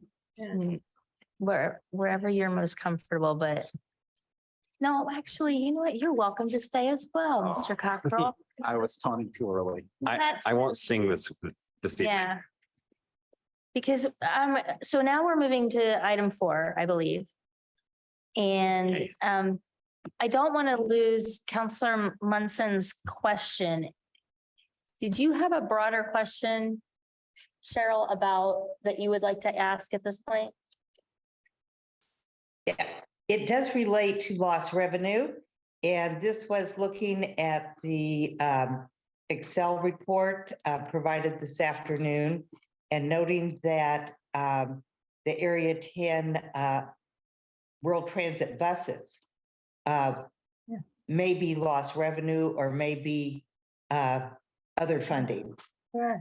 And as I understand it, there's an advantage to lost revenue in terms of accounting. So if something will easily fit another category, it would be good to use that category, I believe, rather than lost revenue. Yeah. In order to let us continue to have as much funding in lost revenue as possible. So we have the flexibility. And when I saw that, I just had that question. I wanted to know if that was correct. You're right on, Cheryl. So currently, it's not able to be in lost revenue unless we receive some documentation that we're looking. I think there's some information. We still Currently need it's in lost revenue. So No, I'm so confused. I think we need some more information, right? I think when we look at the buses, we have categorized that as the employment part of you correct me where I'm wrong, employment part of the ARPA allowable expenses. And the information we have is they about approximately 52% of the transports they do are in a 6-month period, and the 6-month period was before we got the buses, but I think we can assume that they're going to remain for employment purposes. I think they did approximately 7,000 trips. And I think when we looked at the numbers, there appeared to be about roughly 200 to 300 that don't easily fall into the categories that you're allowed to use that ARPA funds for. So one of the things that I think we want to run down is one, making sure that use continues. And then next time we had a meeting with Baker Tilly, we were going to ask them, could that be apportioned? Is there a de minimis non-ARPA use that's allowable? Those kind of questions. So, if you look at 7,000 total trips, 300 of them that's less than 5% of the use it looks to be not fitting into an ARPA category. I mean, is that a de minimis amount that we can just kind of say it's de minimis? Again, we still want to get information going forward on what the uses of all these things are. But that's kind of the conversation. So we kind of wanted to make sure you were aware that conversation is occurring and that there may be a consequence dealing with lost revenue. But I think that's kind of where we're sitting with that right now. It makes a lot of sense. Thanks. Thank you. Are there other general lost revenue questions, Councilor Hawk? Yes, just in general, with all of the reports that we're getting or would hope to get, I would like for the people who have received dollars or that they would understand what we expect when we want to look at how we're tracking the dollars. I would like to see, this is how much you've received, and this is what's left. This is what the balance is. And this is what we've spent it on this year, in what category. And this is what we plan to spend on it in the last of the contract, 2 years, 3 years, whatever. And that's what we have to do with everything else. And it seems to me that would just answer our questions to be so much easier if there's some way we could assist people in understanding what it is that we need to look at their budgets. One in particular, when I saw, okay, they've received $1.2 million, but they've only spent 44,000. I just saw that today, 44,000. Well, that's something that is concerning.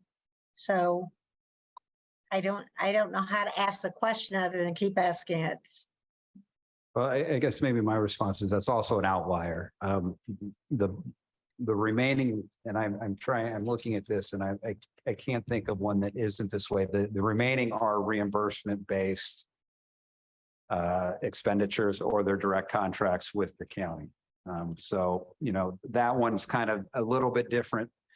I think it was the first thing we funded and So that one was set up a little bit different than the rest of them. The rest of them are reimbursements. So when we spend money out, we have a claim associated with that shows exactly what it had been spent for.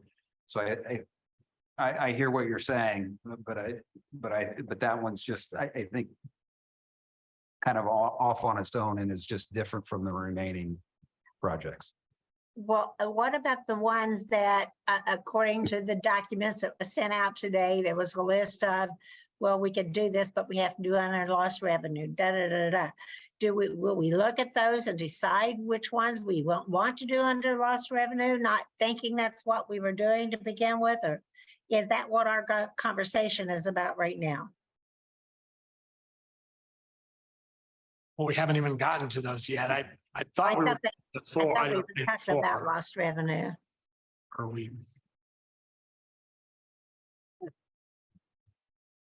I'm not sure what the. I think lost revenue versus how things have already been spent is a different question. Yeah, Wait, I'm not understanding. Marty was asking, I thought, for accountability about funds that had already been dispersed. Is that not true?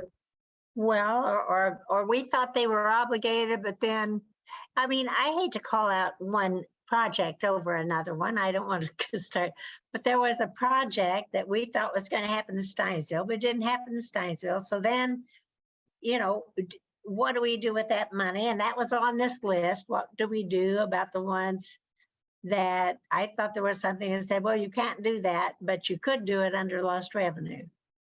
So is this the time to discuss that, or is it that supposed to be? I think for the purpose of organization and so that, I can have a better feel of following along. I think as we go through the agenda, I think we'll get to each project. And I think if you have questions at that time, Okay, thank you. I think we're okay, jumping between different yeah, numbers Right. and Thank you. okay. So item 4, starting with A, retention bonus for Monroe County employees paid in 2023. On our sheet here, I believe that's item 7.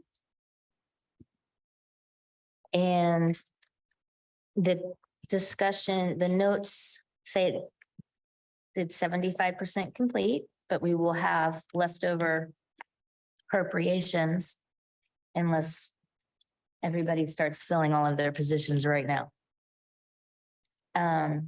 So there will be a balance left after the October disbursement.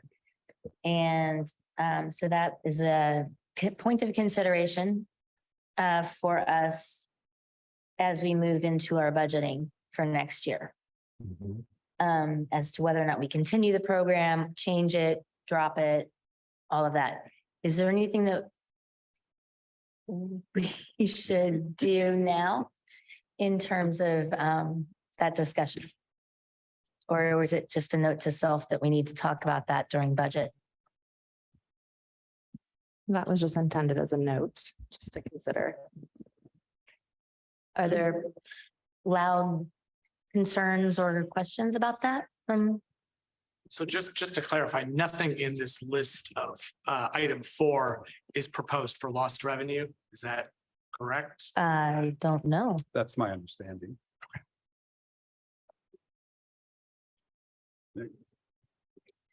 Yes. Just for clarification, for those watching online, item number 4 is on the agenda, which you can find on the calendar on the Monroe County's homepage. I've been getting some messages during this meeting that folks are kind of confused about the numbering system. So I just want to encourage everyone to find the agenda on our website.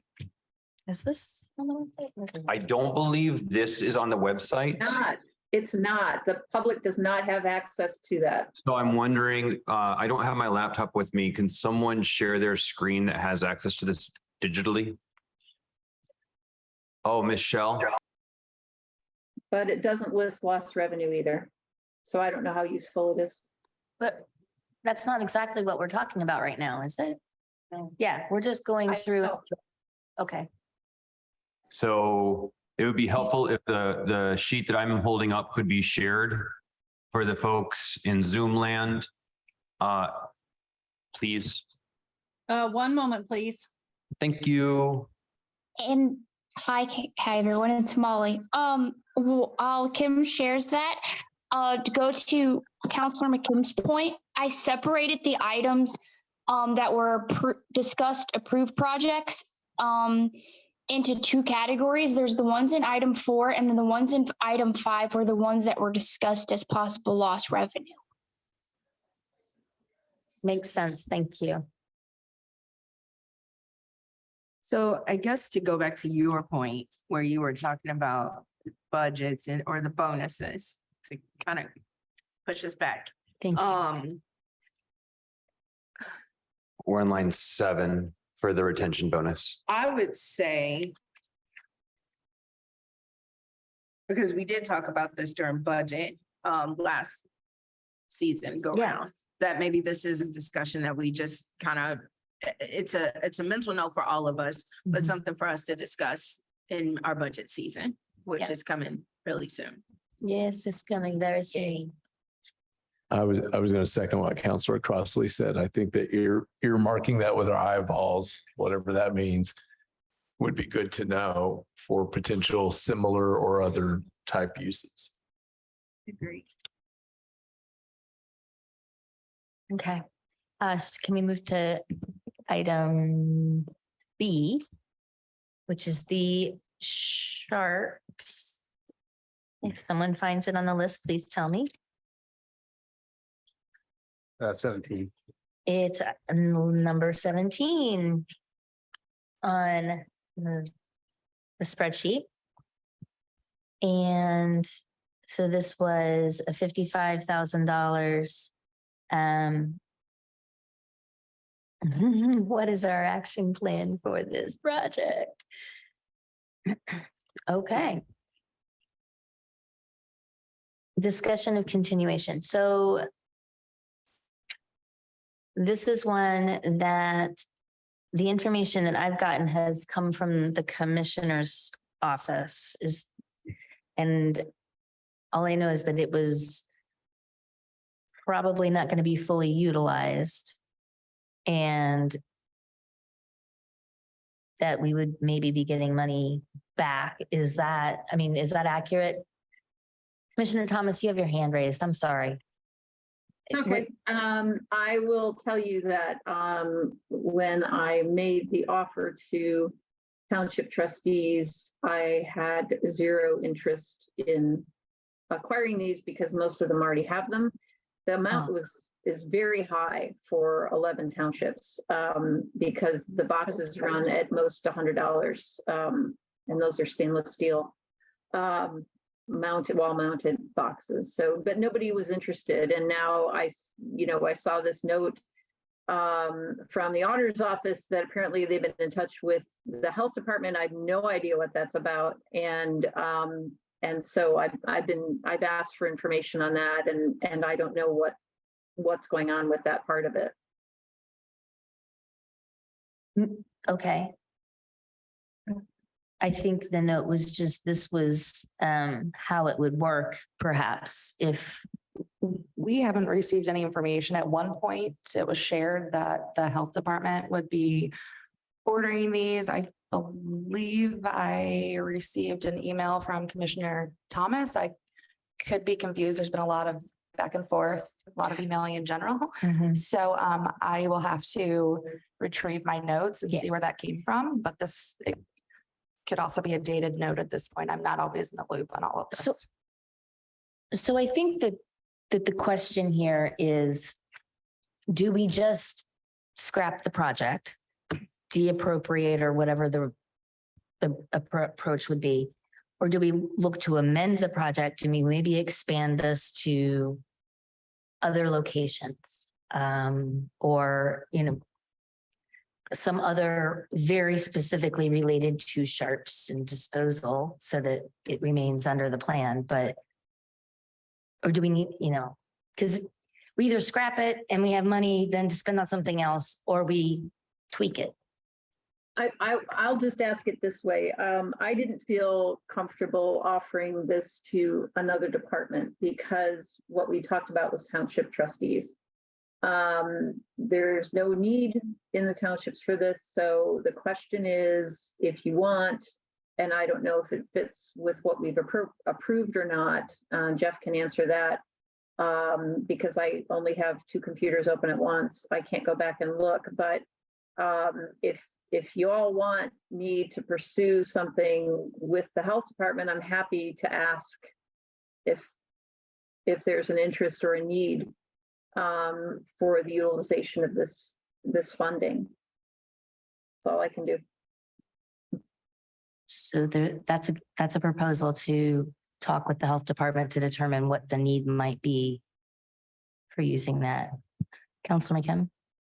I guess my inclination is that if there isn't a demand for this program, we ought to just drop it. And we have a zillion things that we know that is demand for on ARPA. There are also lots of, I mean, there are all kinds of monies flowing back and forth to the health department. I guess at this point, do we really need to invest more time and effort on a program for which there isn't interest? So I'd vote for ending it. Councilor Decker? I would tend to agree with Councilor McKim with the provision that maybe we take a one additional swipe to make sure from the health department that is the case. But if that were, if there's not a demand, then time to move on. Was there consideration of the Parks Department as well? They already have some Sharps disposal boxes in different locations, so. Okay, all right. And as Commissioner Thomas pointed out, this is overkill for purchasing these kinds of disposals. Yeah. It's a really high Well, we number. need to, as Councilor Deckard said, let's ask the health department if they have any specific suggestions related to this project. And if not, let's de-appropriate. All right. I Councilor, thought, yes. first of all, the health department seems to be overwhelmed right now with loss of staff, et cetera, and why even take up any more of their time when this does not seem to be the kind of project that is really the highest best use for these dollars. So why don't we just not take up anybody else's time now? Let's just save this money back to be used for something else. Well, I think that's I think they can articulate that, much like in the pandemic, they articulated what science told us to follow. And I think that they can quickly say, this is not in our plan and we want you to leave us alone on it. And we can de-appropriate that money and move on down the road. And one thing I've told the health board is they are in that position because we need people of science telling us what we need to do, not people that are elected at large and commissioner districts. I mean, there's a degree to that, but I think they can tell us that. I also think it's a simple courtesy to bring it up with them. I will proceed. Thank you. Let's move to item C, CJRC Administrator, number 3. Thank you. We had, it's completed, reversion needs to be obligated. So, yeah, that's over unless, as far as I know. Do we need to document eligibility and or consideration of inclusion as lost revenue? I think what we're getting at there is we had an agreement, and my memory, and it may be faulty, is that when the contractor at the time produced a update every month of what she had done. And so if we had that update, I think we can easily tie what she did to behavioral health, which has that broad category. We just need to tie up that loose end.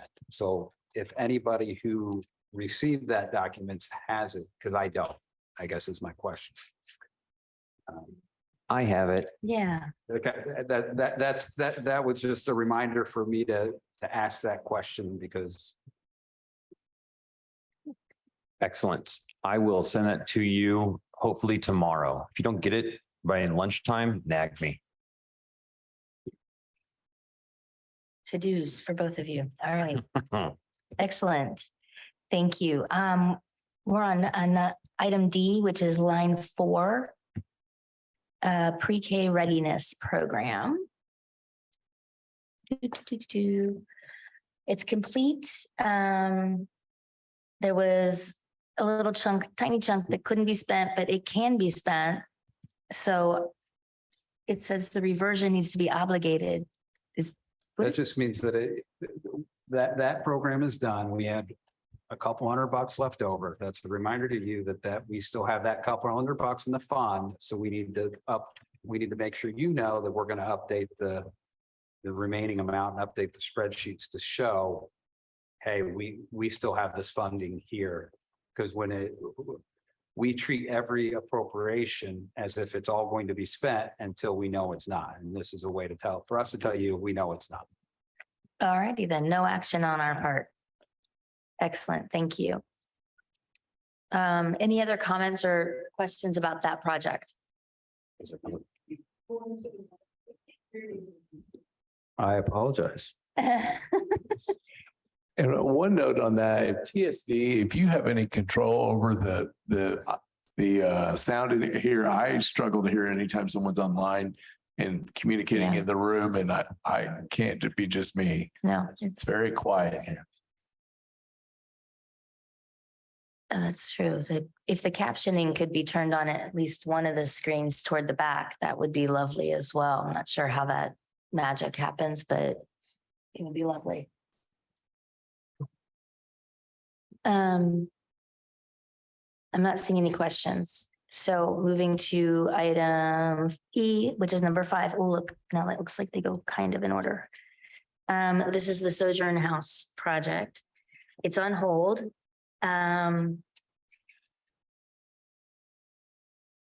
Is it in a process or are we? Well, we have just to give you, we have an MOU with the organization. We have an MOU with the organization. That MOU, they're having issues with their lender because our MOU requires them to have a deed restriction in it because we're dealing with federal funds. And so I don't know if that's going to get resolved. That's just kind of a heads up that, I've reached out to the bank and I'm hoping to hear back from them whether that's something they're willing to work with or not. Okay. Can I ask a question? Yes, please. Is there a way to do this obligation without a deed restriction? With that deed restriction requirement? I'm seeing. They would shift the risk to the county that if something happened to that if they got foreclosed on, it got sold, it was no longer used for that. Typically when we buy real estate or any kind of major capital item, before we can get rid of it, we have to check with the federal government to make sure they're okay with that. And typically they won't be with real estate. Because so if it did change hands and no longer used for this purpose, then we could have to refund that money to the federal government. Which is the reason we put the deed restriction in. Of all the projects we're talking about tonight, this is probably the one I'm getting the most questions on. So is the property still the one is it still the property on Kerr Creek? Yes. Okay. So they're proceeding. Essentially, they're proceeding. We have not forwarded any funding to them. We have not because they have not fulfilled their end of the bargain. This was reimbursement based upon them taking a set of actions and we're missing one of those actions. I see. Are they communicating an intention to not do that, or are they saying anything?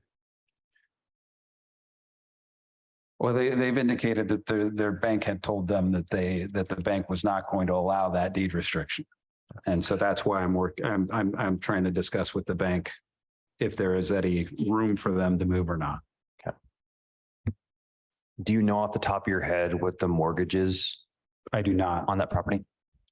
Worth a shot. Thanks. I'm sure if you looked at the property transfers, you can tell how much they paid for it and get a reasonable idea of what's probably left. Thank you. Okay, moving on to F, which is line 6. And vaccine incentive. We believe that this project is completed, so funds could be moved to another project. Do we want to deappropriate? Looks like it's about 40,000. Am I reading this? It's so small. I didn't bring my reading glasses. $40,052. 40,052, yeah. Yep. I've got an extra pair if you need them too. I never submitted mine. Yeah, let's Deappropriate. deappropriate it if the intent was that we were finished with this. Okay, I need to review that again. My understanding is there's only the 40,052 remaining. So the note above, the 466,000 is, I don't think that's accurate. Oh, yeah, right.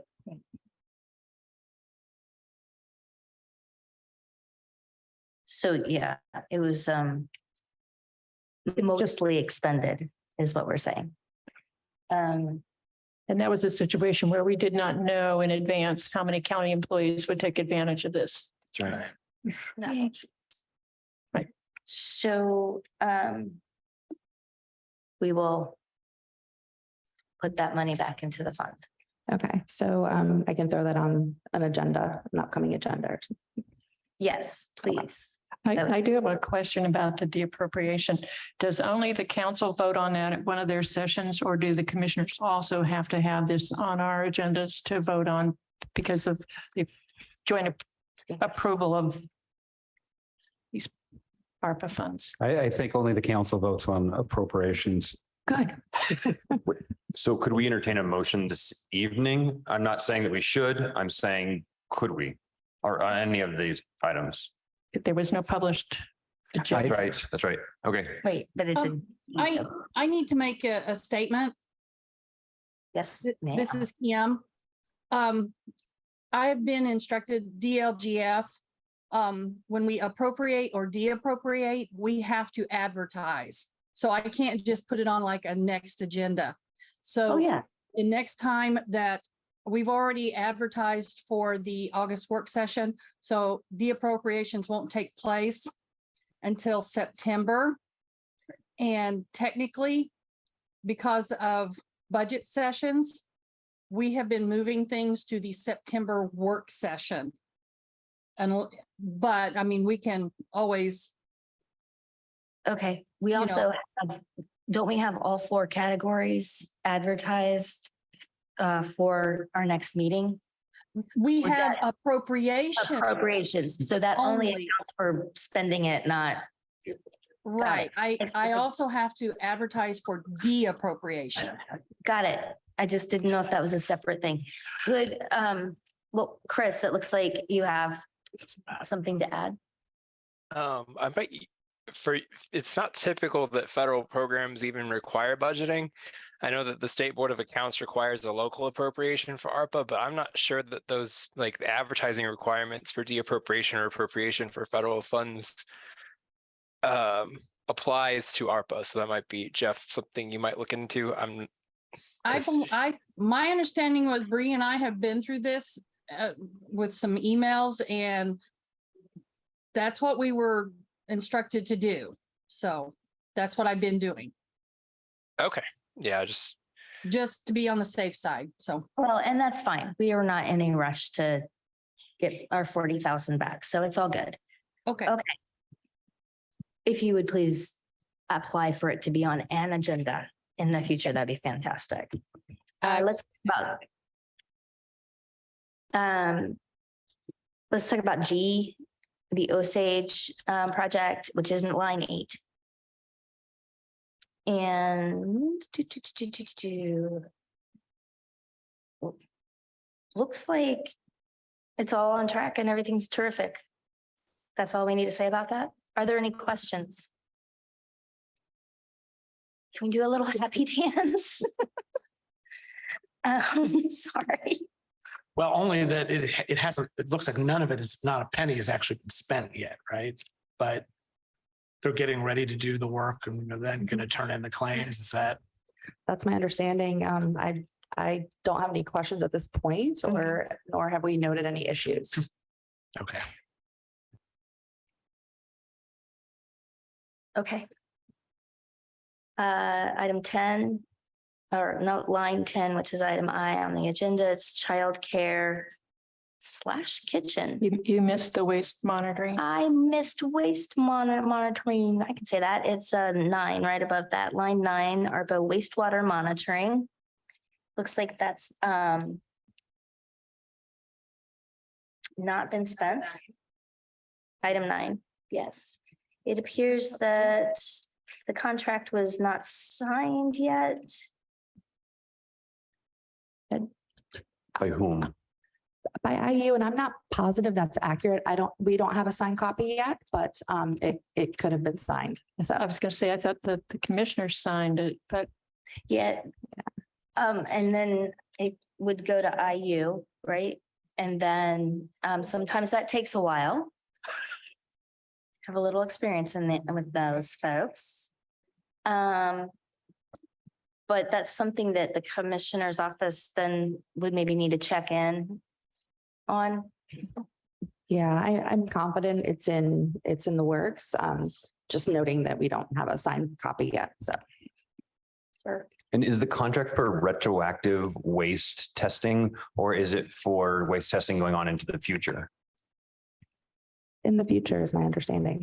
it was for a specific time period, I thought, and made, but I don't remember. It's been a while. I can forward that contract on. I apologize. I don't have it. I don't have that information on hand. Evidently, I'm specializing in asking questions tonight of things you don't have the answers to, which is okay. Okay. We are now at item I, which is line 10, the ARPA childcare.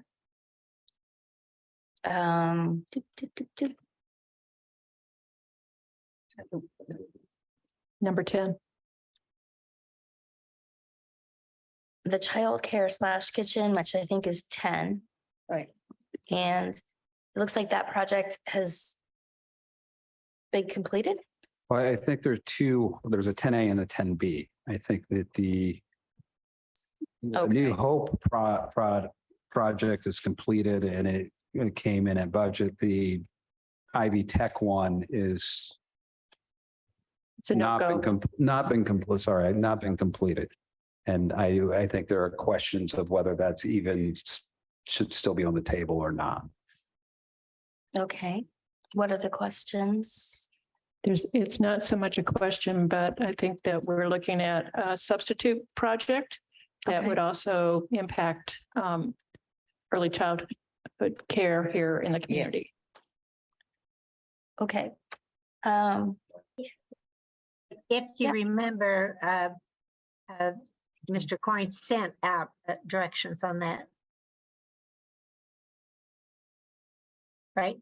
Yes. She's talking about the chancellor at Ivy Tech. Right. Oh, pardon. Correct. Yeah. So, yeah, so there was, I have a different childcare project that I would like for us to consider in replacement of this. in replacement of this. So does that mean that we are no longer considering anything from Ivy Tech? We did not have any contract at all with them for this particular project. This was one that we had set aside money for. Okay. But there's no MOU or contract for this. There is number 8D is the Ivy Tech nursing project. But that's a future conversation. Oh, on the agenda? Yeah, on the 8D? agenda, 8D is, Thank we you. heard about that in the council. Okay, all right. So I just didn't want to lose track of that one. So for line 10B on the spreadsheet, we'll add that to the de-appropriation at a future meeting. Does that sound good? Okay. Well, this reads that it was reserved, so I don't know if it was ever appropriated. It says it Was has it? been. Yeah. I'm pretty sure it was. Okay. Okay. I don't know where we are. Rural housing repair, which is J on the agenda, line 12 on the spreadsheet. No, not It's not, it's 11. line 11.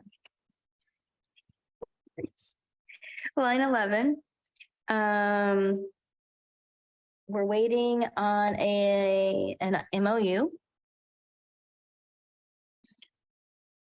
I believe this is the one we talked about earlier Yeah. tonight, Commissioner Thomas indicated that we're talking with the building department to figure out their role in this as well. So I think we've talked about it already. All right. Well, it's looking forward to hearing more. Item 4K, which it should be line 18, septic. Septic assistance. Waiting for a procedure. Commissioner Thomas, have you been, I know you were working on this. Do you have an update by any chance? This is a question of whether or not we're going to use lost revenue, because I don't know how we're going to determine qualifications if we're not using lost revenue. There's a particular area that is there are a number of homes that are in need of septic replacement. And I was working with the health department and got information there on folks who are struggling with septic systems as well. So there's one that's regional, and then there's some general need as well. But for the regional one, you know, the question is whether or not we want to go with a package plant or septic replacements, and septic replacements will be cheaper if we do a number of them at one time. So the question on this one is whether or not we want to go with revenue replacement. And I don't know the qualifications for the state revolving fund, so I don't know that it meets that these are all septics that are in homes from the late 19th and early 20th century. Yeah. And most folks aren't sure if they've ever been replaced. So they're definitely in need. Still working through that. I would just say we'll have to check with Chris, but my memory was that if it is a Clean Water Act type of program, then it's kind of like the mental health, behavioral health, in that there is no other step that's necessary, and that it could be used as the Clean water.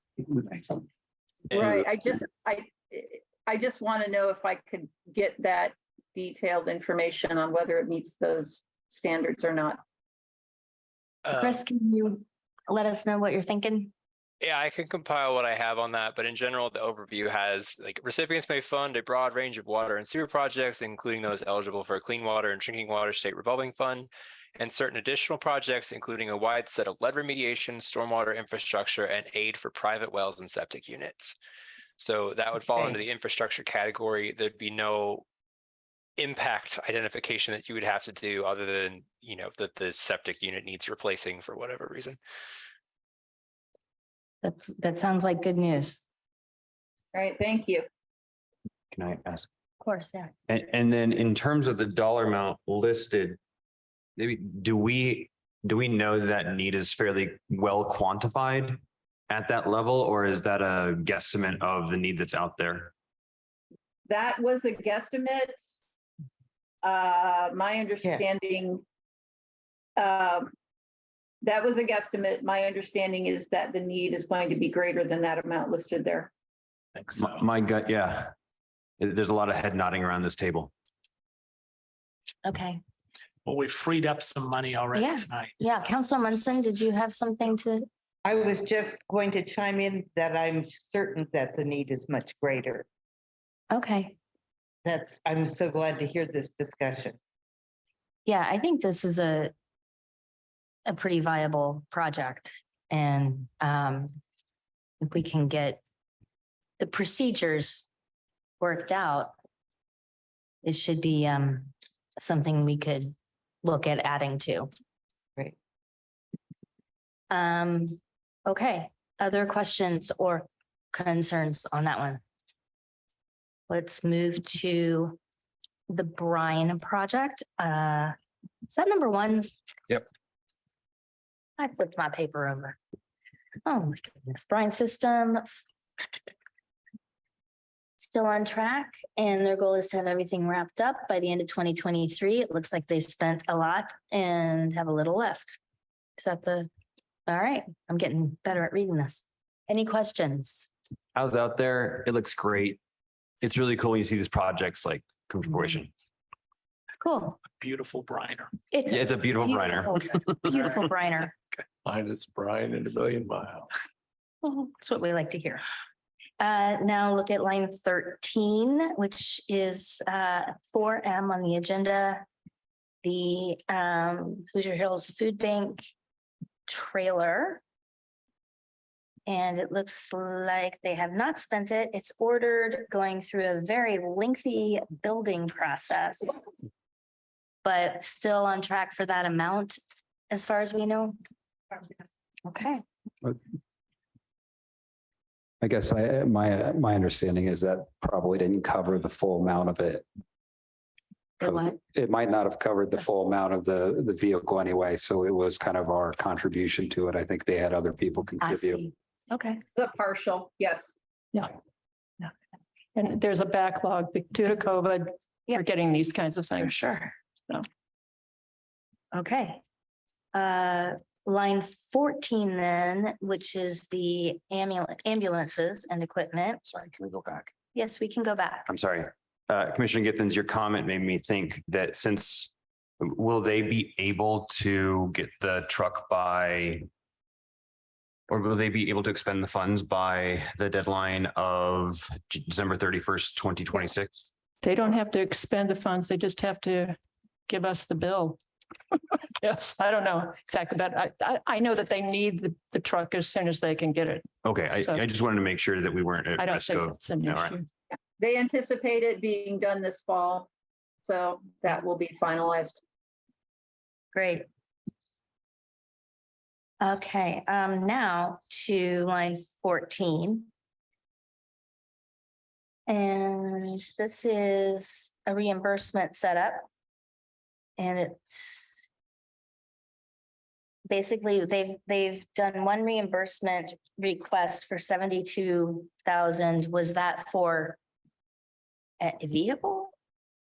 Anybody know? I'm just curious. I believe that was a required deposit. So they are buying new chassis and they are putting old ambulance boxes, welding them on top of the new chassis. And I don't know exactly what this first spending was for, but it is a process. Okay, sounds like it might have been a deposit, some sort for that. Okay, sounds good. Hopefully it's on track to go through in a timely manner. We are at item 4O, line 21.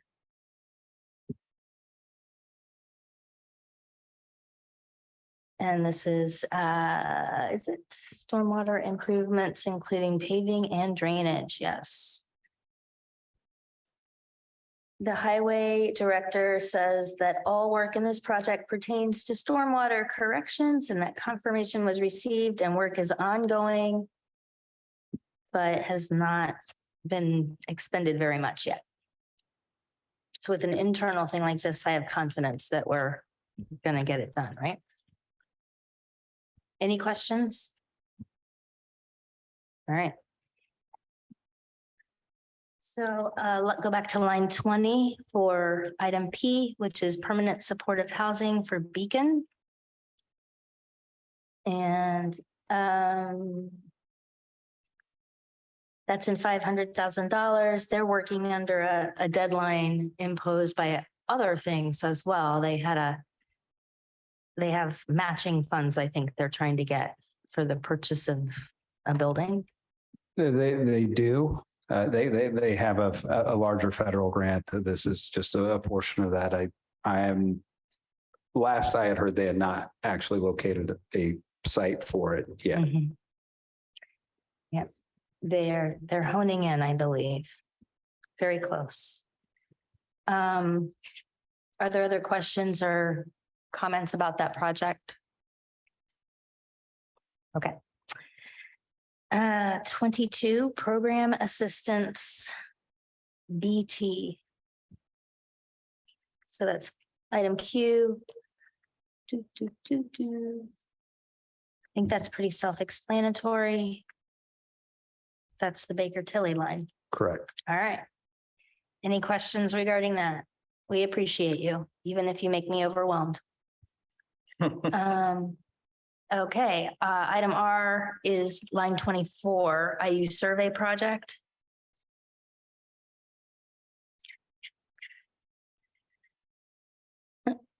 And that contract is probably at IU is what I'm guessing. The contract has been approved on our side, and I think it's still in IU. Yeah. For their internal review. Yep. Good question, Matt. Yep. So on the screen, it's listed as a lost revenue. And I guess is that the designation that we're going with? Why would it be that?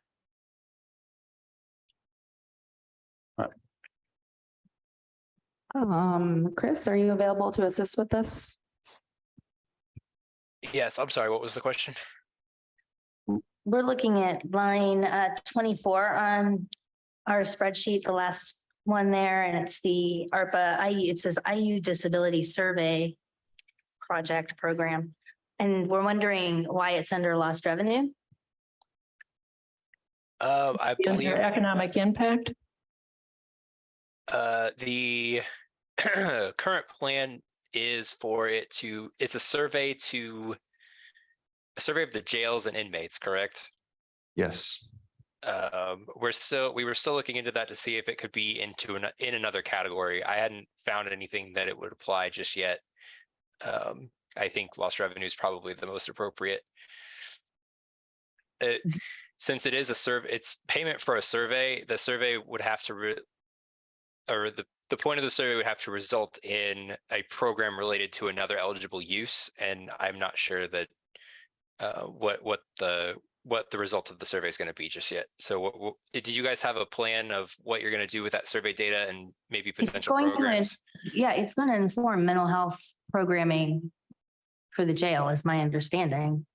Okay, yeah, if that's the goal, then You don't think so? Only partially, I think. Okay, what else is it planning to inform? I haven't seen the questionnaire, and I don't think that there's a firm questionnaire because part of it was supposed to be open-ended as well. I have it. But I don't remember off the top of my head, and I don't have my laptop in front of me. Okay, we'll have to work on that because I thought it was a pretty strong connection to the public health one, the mental and behavioral health stuff. But it also may disproportionately impact low-income individuals. Mm-hmm. So. And I guess, Chris, the allocation of the lost revenue versus the others, that allocation just has to be done before the end of 2024, correct? So you generally should have it before it's up for audit. So if the expense were to happen this year, then you would want to have the category that it's coming out of pretty solid by the end of 2023. Just because the expense itself will be audited in the year that you actually spend the money. So having that category solid and all of the justification for why it is in that category for your auditors would help it not be a question cost. I mean, one of the solutions to question costs for this program is to recategorize things as lost revenue. I've seen clients do that before, but they also had to suffer the audit finding first. So that's something to consider, is when the money will be expended, and you would want to have a solid rationale and documentation prior to audit to avoid a finding. Are we auditing based on the calendar year of expenditures? Is that, okay, so if it were expended in January, it would be next year's concern regarding. Correct. Okay. Don't know when that's gonna happen. But I guess I guess I was thinking as you, in terms of public health, but I mean, I guess we don't need to get into the weeds of it tonight, but if it doesn't fall under public health, I guess my next category would be under administrative need, possibly. yeah, Chris. I mean, So- if that's, Yeah. Administrative need is a category for impacts to the county's administration caused or exacerbated by the pandemic. So in this case, if you were to use administrative need, it would have to be something that you are covering the cost of caused by the pandemic. I want to say program administration falls under administrative need. So if this is a study related to providing if it's a study related to creating a future program that will serve one of the other eligible uses, some impacted population or behavioral health, it would inform your response to behavioral health.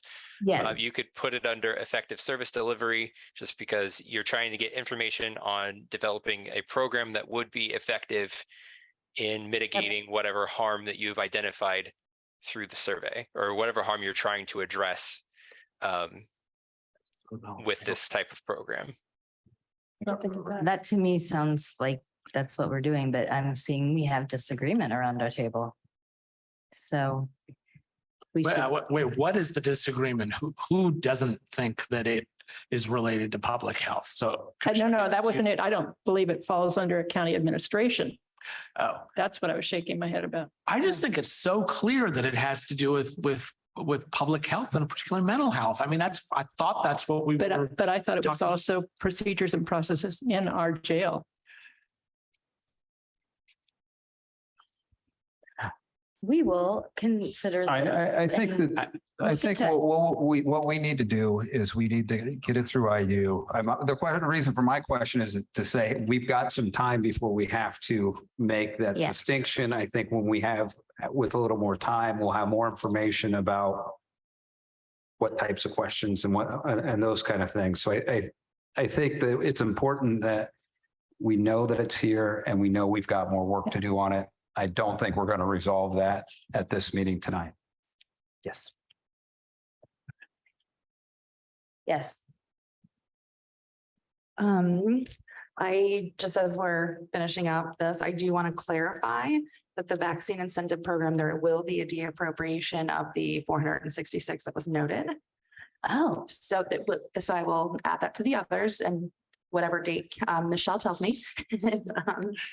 And we'll move forward there. But the reversion amount is only that 40,000 that is noted, because this was actually paid for from another fund and we wanted to move it to ARPA. However, it lapped years.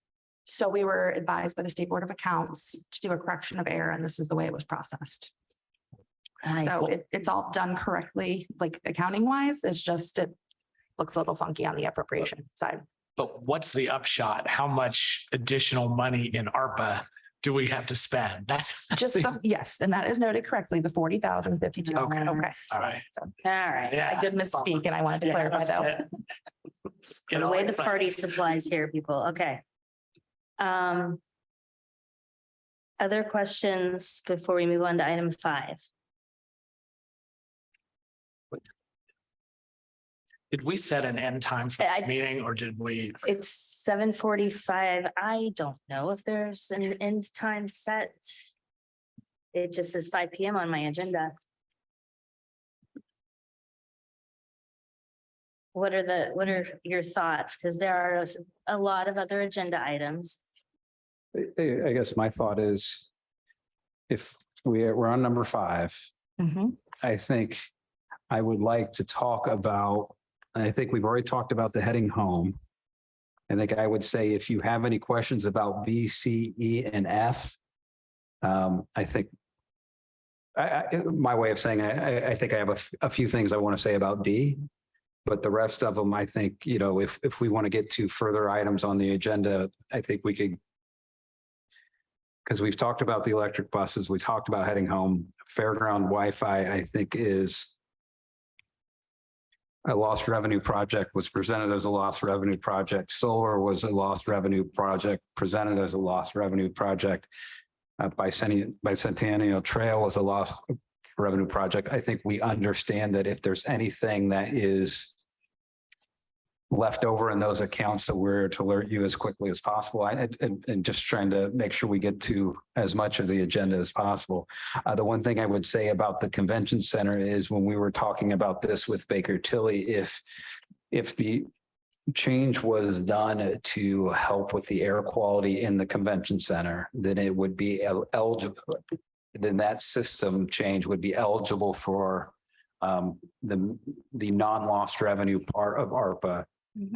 We were looking at exchanging only the cooling tower, which doesn't have any component that affects the air quality. However, in their initial request, they talked about heat pumps. And if we replace those as well, that would affect the air quality and would be able to move it into that other category. I know that we are looking at getting a quote for that. I just kind of wanted to give you that update that that's one of the things we're looking at. That at some point in time, we will come to you with, hey, here are the 2 options for this.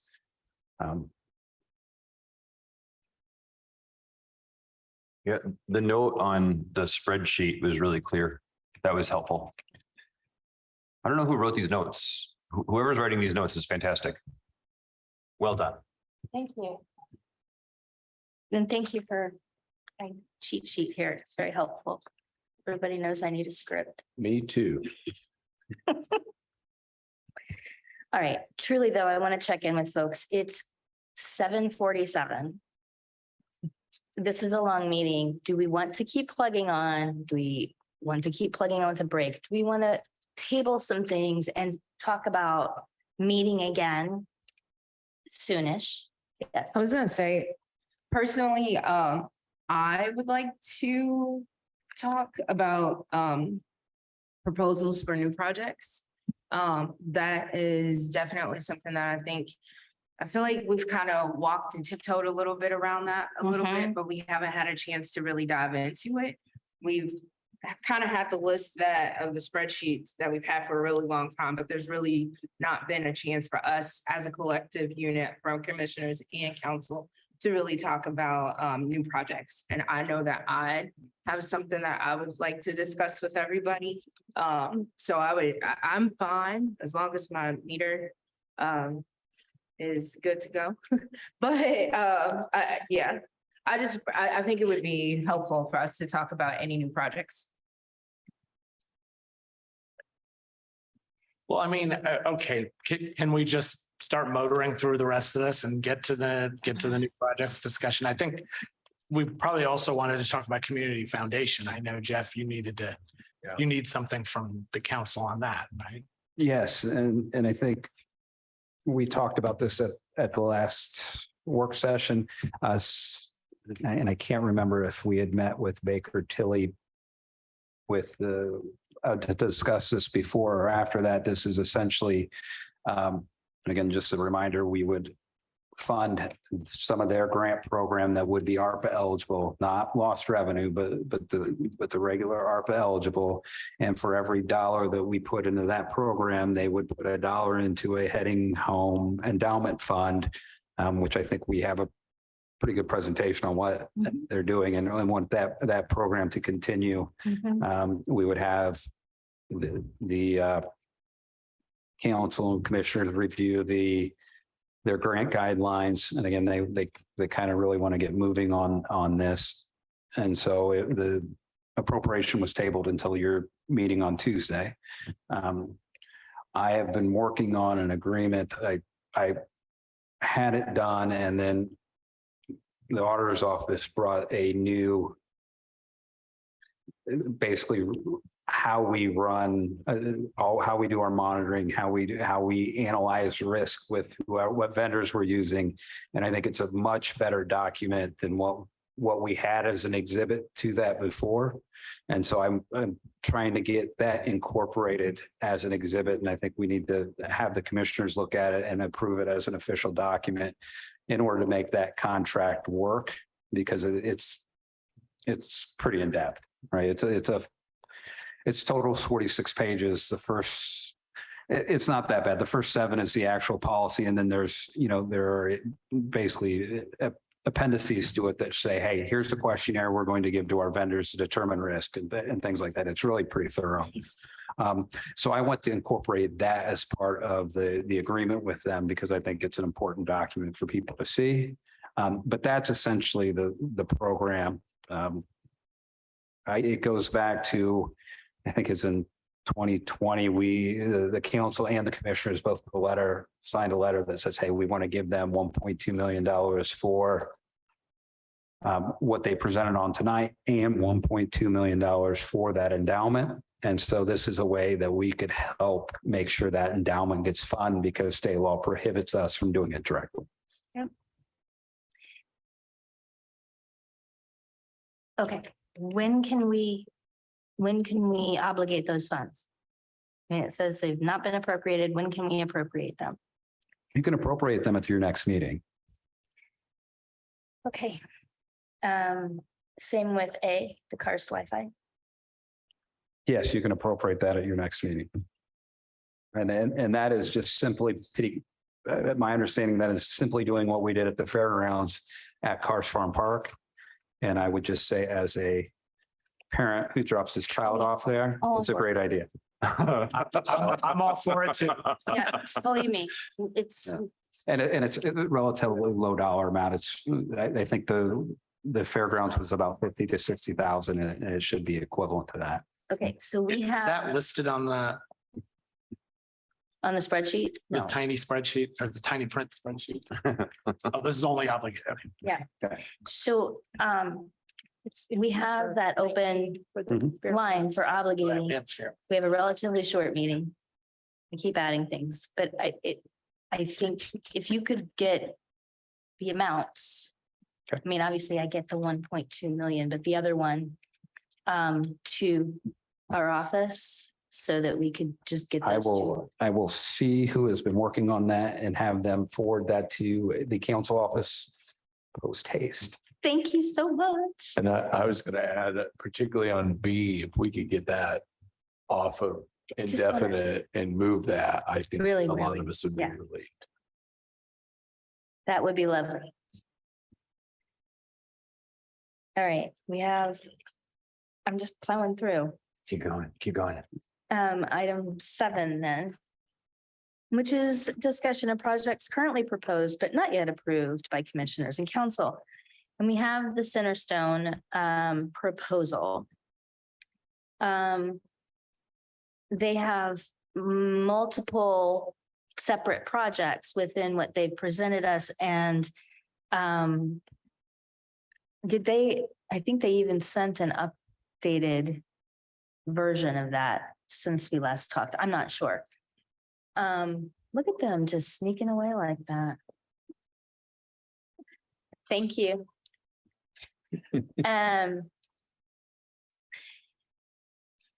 So this is, maybe this is like Pandora's box, but what Centerstone has said in their proposal is that they could use funding for housing, literal buildings.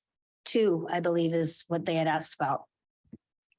Whether that's fixing what they have, they've got kind of a historic building, so I don't know what's entailed, or raising it, building new, or buying something new. They have transitional housing that that they could program if they had that. We've also heard this same type of request from two other organizations, New Leaf, New Life, and Courage to Change. Mhm. And I think there's an obvious need and there's an obvious interest from the community that these types of services stay in the community with the organizations that are currently operating. And honestly, I think we could do something that funds 5 or 6 houses for these organizations to program. Obviously, details coming, but that would not diminish other things we could and would be doing for mental health treatment elsewhere in the community, in the jail or otherwise. So I don't have like a proposal, and I've blown up one discussion point into something bigger because I see it as related, and I think it could be more efficiently done if we packaged it on our end. Whether that's packaged on their end, again, details, but it's a very similar need expressed by 3 different community organizations. And I would love to see us moving on this. I'm kind of also jumping the gun on JFAC because I know a lot of this information has come through that committee and we have recommendations to make, but it's clear to me that it's going to be something we talk about in our report and recommend. One of the things that I wanted to piggyback on what you're saying is that as we were hearing the presentation from Chris and Brianna earlier, they weren't talking about the way that ARPA is classified by Treasury as by an organization in town. It's by classes of people. And what you're saying seems very clearly lined out that there are individuals or classes of individuals who are severely impacted or disproportionately impacted by COVID. And I don't want to diminish any work that one organization is doing because they're all doing, amazing work. But I think you're right to start thinking in a broader sense. And I guess I'll maybe take the other side on that. Although I think you have a really good point about the broader need, but we don't want, Centerstone has 2 transitional supportive houses that are essentially falling apart. These are existing services, and that are already, they're economically sustainable. They just, the facilities themselves are falling apart. I don't think we want to delay too much to come up with some big program when there are manifest needs. And maybe the others are just as well defined too. Actually, I'm not nearly as familiar with the other 2 proposals. If they're equally as well defined, I guess, then it makes sense to package it. I don't think we should necessarily be packaging new services with sustaining old ones. Yeah, I think that's a good point. These others would be expansion rather than bolstering existing. One thing to add to the discussion is we keep hearing just generically in the community, right? About potential avenues, what can be done, et cetera. But particularly on our end of it as officials, as public servants, et cetera, we haven't had a lot of specific solutions offered when we look at who's currently doing what and what needs to be done and what they don't have to do what they do. How do you bolster that with something existing versus us inventing a new will? In our limited experiences, it's much like what I said about the Board of Health earlier. There are decisions they can make with qualifications that I can try to imitate, but ultimately somebody's going to want the expert to say, here you go. So there's an appeal to this that speaks to kind of that need to define something versus treatment as this vague term that I think a lot of us, just be honest, it's an easy word to say. It's clearly a harder thing to do. And so the folks that do this know what they know, and if we can assist them, perhaps. But I don't think you can claim something is sustainable if they've let the buildings deteriorate to this level. I think part of sustainability is keeping your facilities moving and keeping them where they need to be. So I'm not saying yes or no. I just, that's how I view things. Mm-hmm. So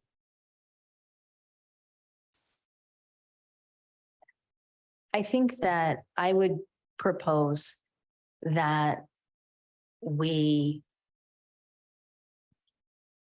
indicate either at our next meeting that we would support a portion of what Centerstone has asked for, specifically regarding the housing.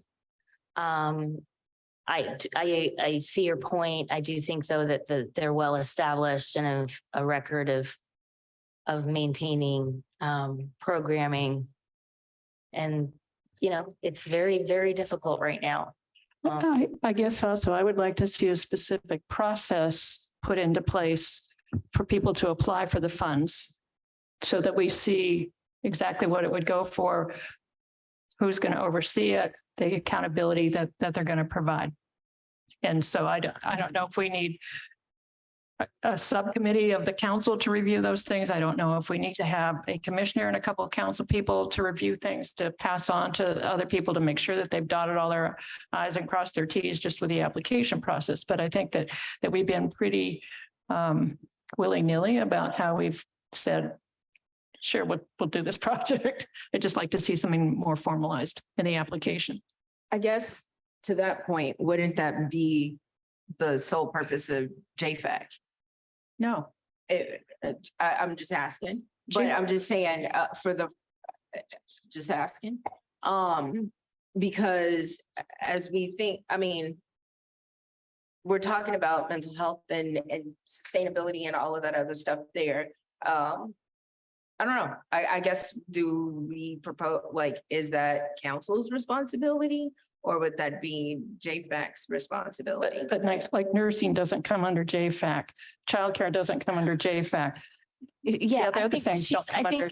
Yeah, I'm talking specifically about Centerstone and like the sustainability of that. Yeah. The mental health programming, Absolutely. substance use, Right. Yeah, disorder That's programming. specifically what I'm talking about. Well, I guess the other things that we considered did not come under JFAC. Right. So. Right. So you're talking about a broader process that would be for everything. all ARPA projects. Right. That are community based. Right. And, Yeah, and I'm we talking about mental, right. Right. We were Yeah. talking about specifically those three was things that, my- yeah. Yeah, there's nothing that says that those wouldn't go through JFAC, but it would still have to come to both the commissioners and the Yeah, yeah. Yeah, council. I see no problem in that. So I think we were talking about two different things. Yeah. Yeah. I do think that a process is needed. And that notwithstanding, I think that we could use Centerstone's housing request as maybe a pilot on working that through. So they did present us with a relatively descriptive application proposal. What if we, a couple of council members and a commissioner work with them to get the detail level that we need from them? And, you know, with the understanding that our intent is to fund and, you know. I'm not saying to work with them. I'm saying we have our own process that people have to. They're going to help complete. us. They're going to help us because I am not an expert on this. And I think having one of the established providers in our community talk in the language that needs to be, you know, used. But you're focusing just on mental health. I'm talking about any application. Mm-hmm. I'm I talking much think the broader. process of going through, helping them describe in enough detail to us what, you know, what they need and what we need to hear to be confident will help us get that category, that sheet, that checkbox list, whatever it is, so that'll be the same across other projects. And, you know, I would feel better using a template and working with that if I say, hey, I need X, but X is not something they can provide realistically, that's going to help me adjust what I'm asking for from everybody. I don't know. It's just a way to move forward on a request that we've been sitting on for a long time and put in place a protocol or a process. And that was, I'm trying to combine things, and I'm just throwing it out there as an idea. Looks like. Also, Commissioner Thomas has had her hand up for a really long time. Would you like to speak? Yeah, sorry, I'm already in another meeting that started at 8, but I just wanted to say that I think we had a team approach that had worked for a time for those who showed up, and I think we could do that again. I think we should not rely on one group to lead us. I think we're the leaders and we need to establish what information we need. And it needs to go through both the council and the commissioners. And so the team should be made up of council and commissioner. And we can move forward. We're getting a lot of requests in at the very last minute here, a lot of them. And I don't think any one of them is any better or worse than any other. I think we have a job to do, and I would ask that we consider going back to that team process and getting those questions answered and moving forward expeditiously. Thanks. Well, we're kind of in a team process right now. I mean, we're sitting here, devoted hours to it. Our meetings have devoted hours to it. In fact, some of the meetings have gone so late that we've had to rethink how we did it.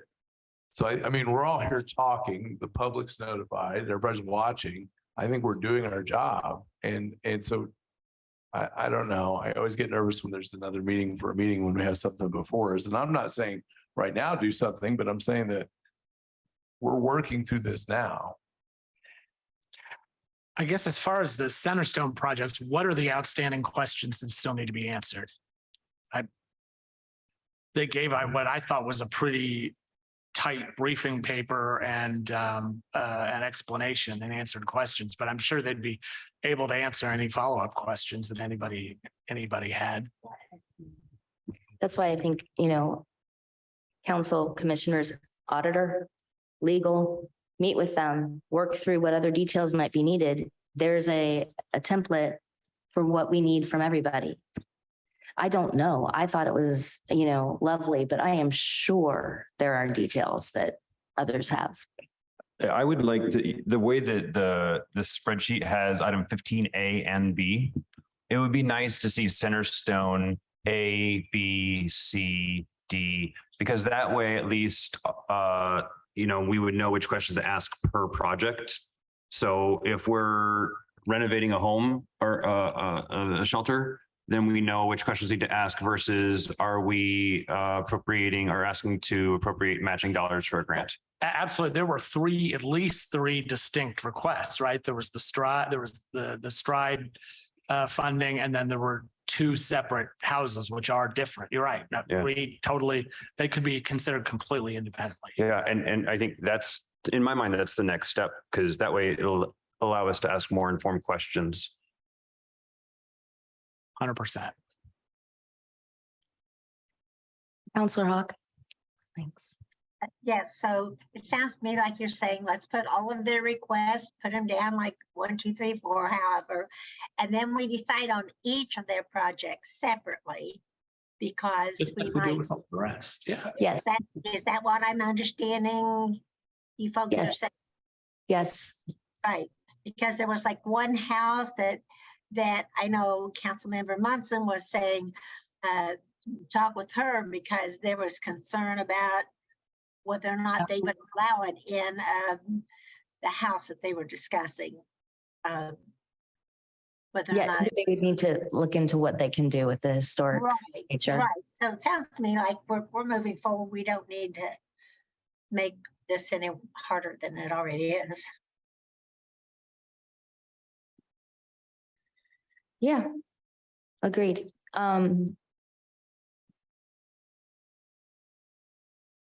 You were asking, Commissioner Gibbons, you were asking for a procedure, something, a template, something that we can utilize across all of the come back to the table, please, Bree. If you have something to say.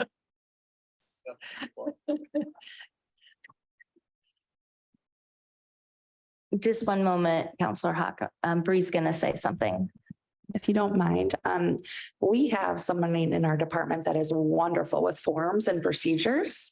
So if you'd like us to put something together just as a draft and you can kind of tweak it, we're happy to do that. The royal we here, I mean Carly.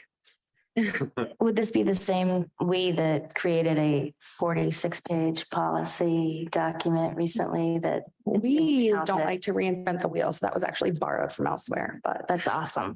No, I 100% think that's a great way to go if there could be something thrown in there. And if somebody we could direct people to make that application. Okay. yes, and this will be a rough draft, so you can, tell us the changes you'd like and we'll implement those So or we scrap can- it all together. Okay.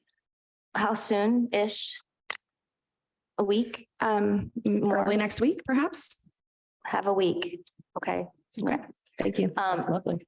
And that would be lovely. And then we'll talk and move forward with anything else we Thank you. need.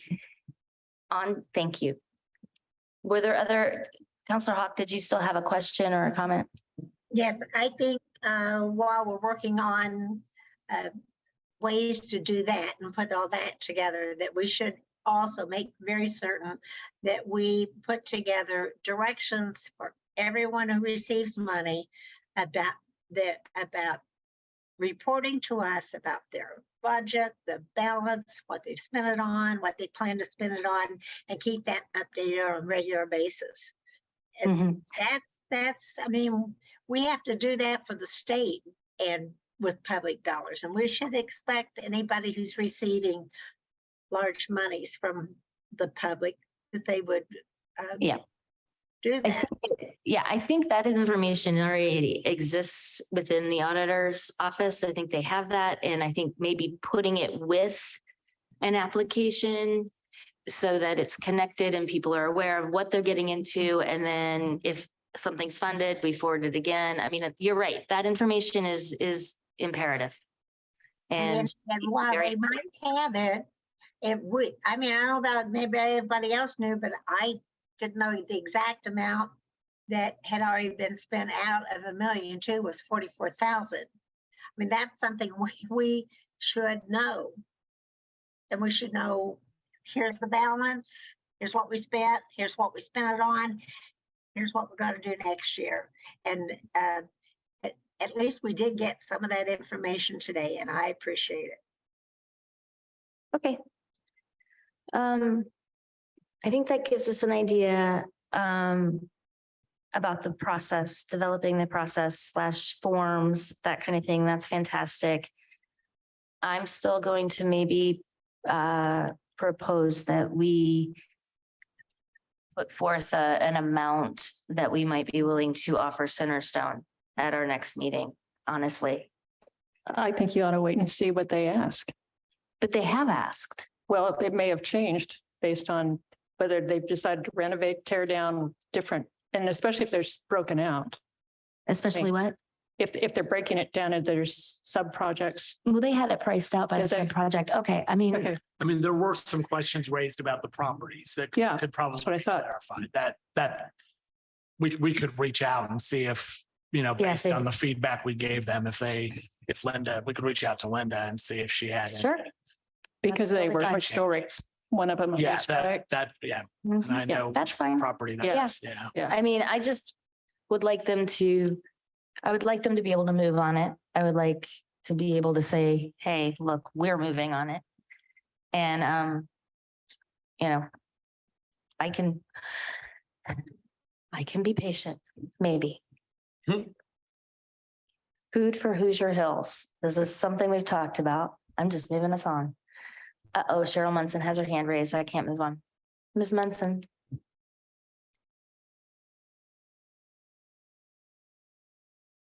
Hey, Cheryl, are you there? Can you hear me?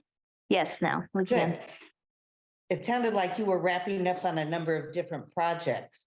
And I just want to make sure that we cover some previously proposed projects in that don't have many specifics before we leave this meeting tonight. So go ahead with where you were, and we can come back to my question, okay? Okay, all right, yeah, we won't cut you off on that. The next item is food for Hoosier Hills. I don't remember the exact amount, but I do remember that the commissioners, I thought, had said. There's a need, I know that. I don't know. Yeah. I don't remember. I think there had been a suggestion of an amount even. Really? When did that, I mean, I'm sure there's a need. Was it the food or the? 100,000? 100,000 is what Bree Gregory from the auditor's office just said. Yeah, that Okay. sounds familiar that Okay. it was talked about at one of our meetings and, I mean, I think it was coming out of your conversation about the fresh food Friday that didn't have much freshness and. Okay, And they aren't seeing as much donated food for Yeah. certain categories, and so they're having to purchase food. okay. Well, so we could, What are your thoughts? Finish your thought. no, I mean, if we're developing a kind of a standard template, we can fit that into the form as well. So with all of these or supposedly any of these, we can provide that template, reach out to anybody who's talked to us about things and say, hey, fit it into here if you're still interested. Okay, It's make formal application, basically. Yeah. okay. But generally speaking, food for Hoosier Hills is something we would be interested in, I think. Yeah. Counselor Hawk. Yes, and I believe it was this group that they needed a generator when all the power went out and they didn't have a way to store the food. So is that something we could do with this and to also be helpful so they didn't lose? Thousands of dollars. That sounds familiar too. I think- Somebody mentioned a generator. I think it was the backup generators that they needed. Okay. Yeah, I will, I'm going to be out there again next week, so You'll what? I'm sorry, I didn't hear that. I'll be back out there again next week, so hopefully I'll remember to talk to Julio. and That would be others. great. So at a recent Sophia Travis meeting that was chaired by none other than Jen Crossley, fully 1/3 of all the organizations asked for some form of food assistance. The amount of people out there who are suffering from food insecurity is vast. And that's a great point. Inflation has really hit food prices. And there's a great need out there. There's a lot that we could probably do to work with agencies, helping out other agencies, or there's so much we can do in terms of food insecurity. That's the point I wanted to make. I'm not proposing anything, but there's this, Sophia Travis really pointed out that folks are really struggling to purchase food. Yep, and I just for the general public, Hoosier Hills Food Bank distributes food to area food banks. And recently they did a survey of those different groups and over half of the people they supply food to said they are not meeting the demand. Okay. All the more reason to do this quickly. Well, and certainly when we were at the onset of the pandemic, I remember we bought a lot of food. Yep. So we've got a history with that. And of course, through Sophia Travis supporting other entities as well. So is there any thought, so for either of these, Centerstone or Food for Hoosier Hills, is there any thought that either of those two projects would have to come out of lost revenue, or would both be able to? There's a note here about Centerstone to show they're providing the services to impacted or disproportionately impact. I mean, everybody they work with has a serious mental illness and or serious substance abuse disorder. I don't, that shouldn't be hard. And I would think the same thing would be true with food pantry the food bank, that their customers are inherently There's disproportionate disproportionately impact. Yeah. impacted. Yeah. Yeah. So is there any thought that we would have to? Chris? When I look through the Centerstone proposal, majority of theirs is related to behavioral health. So they don't even have to show that the people they're serving are part of an impacted class because in terms of behavioral health, the general public is the impacted class.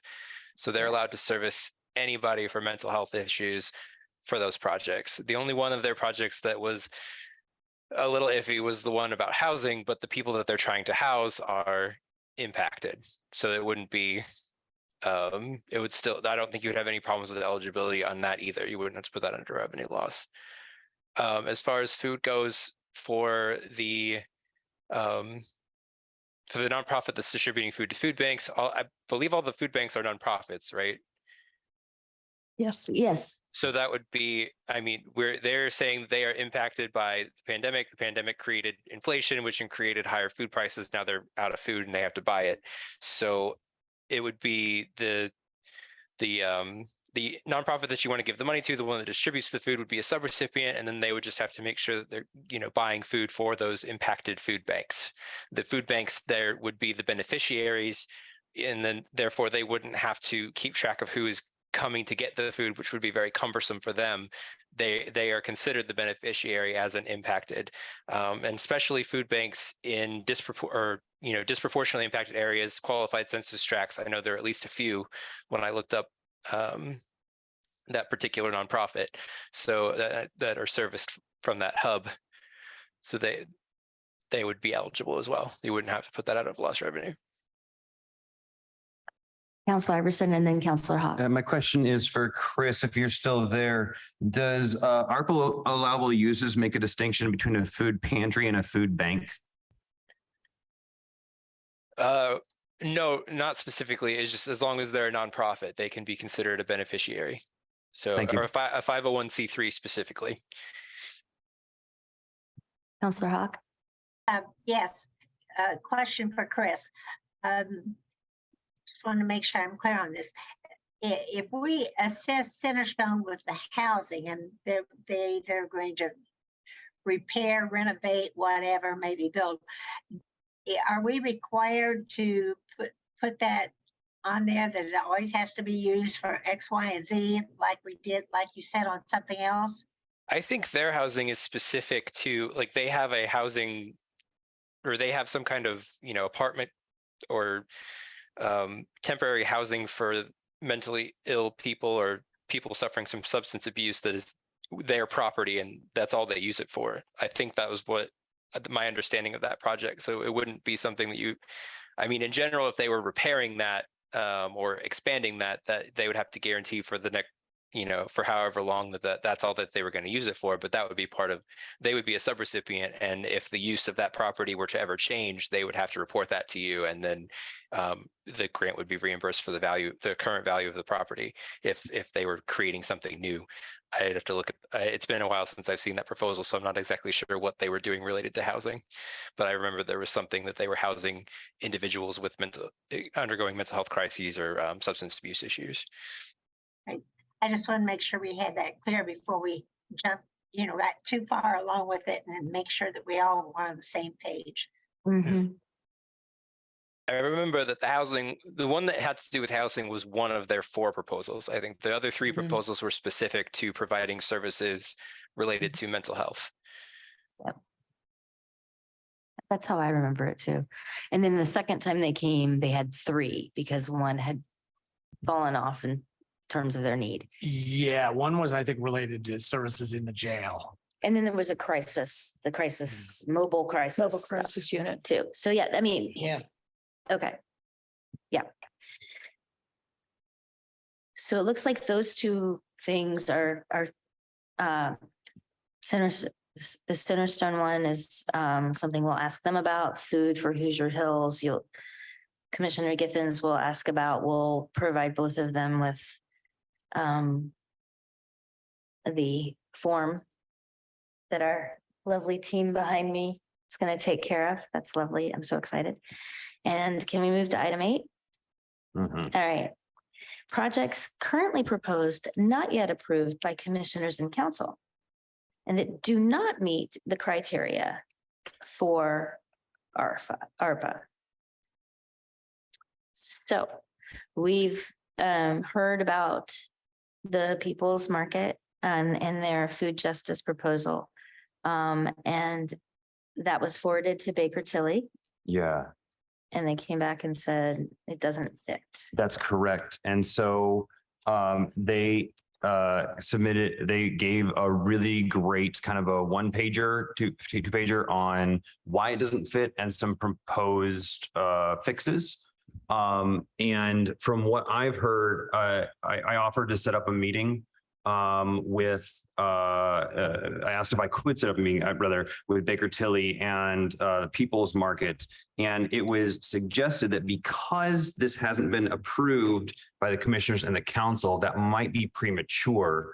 But I would like to, I think in this case, move forward with a meeting with People's Market and ask if a member of Baker Tilly could meet with them as well to go over some of the reasons why this doesn't currently meet the criteria, even though it has not yet been approved by commissioners of the council. Councilor McKim. Just so I understand, when we say doesn't meet the criteria for SLURF/ARPA, it still would meet the criteria for lost revenue, right? Okay. I see. So it's not that it can't be funded, it's that it can't be funded with non-lost revenue funds. Yeah, these 4 projects are not lost causes. Well, and I was just going to add, I would like to, whatever we can do to remedy applications should council commissioners adopt them. I think we should explore, and I think Councilor Hawk said that pretty well earlier about finding a way through the process towards this. Was the response from Baker Tilly shared with People's Market? Yes. Okay. All right, great. I got back from vacation yesterday, so it might have happened today. They might have been shared with them today. It was definitely shared with them just today. Great. They are in the chat Yes. and, very excited to talk about it, I'm sure. But it does seem like to me that they should take that feedback, be given some time with it to then amend in it or, discuss with us. I'm not sure we want to use Baker Tilly's time quite yet in that way. I mean, that would be my thing, but I also we got wanna- written stuff we can share with them, right? What's that? We got written feedback on their projects that we can share with them. Yeah, exactly. Yeah. And then encourage them to reach back out and we can work with them. If they have further questions, put them in touch with Baker Tilly to, Excellent. I am looking over at the auditor's table. Does that recommendation? All right, everything's copacetic. great. The next one is the gun safes. Would that fall under preventing or responding to violence? Because one of the things Yeah, that why would we that heard not work? from Chief Dekoff recently is that there's been an increase not only in gun violence here, but an increase in gun thefts out of vehicles. Yeah. And these gun safes are specifically vehicle gun safes and then also gun locks. Cheryl, you have your hand raised. I'm sorry, I just noticed.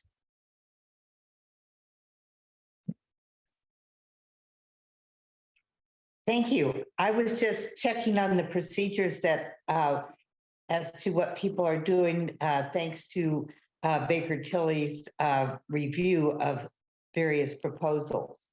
And should those of us who have communicated with any of the organizations report back to them what Baker Tilly determined? Is that how you did it? Iverson, or did it come directly from someone else? See, when Baker Tilly sent back their report, it went to all of us, the council, the commissioners, and that was sent, I'm sorry, it went to the auditor's office, then the auditor's office sent it to the council and commissioners. Right. And that's the way it happened with the food justice project. Okay, so then did you share it with them? No. And then I shared it with them. Okay. I shared, And with them, I want to be really clear. I shared it with the individuals from the People's Market that are promoting food justice. Yeah, Yeah. sure. So I think Okay. that sounds like a yes. Cheryl, It If- sounds like a yes to me too, and I can do that for the next project we're going to discuss in a few moments. okay, all right. Thank you. So these other three, though, have not been rejected by Baker Tilly. Is that my understanding? There was one other one.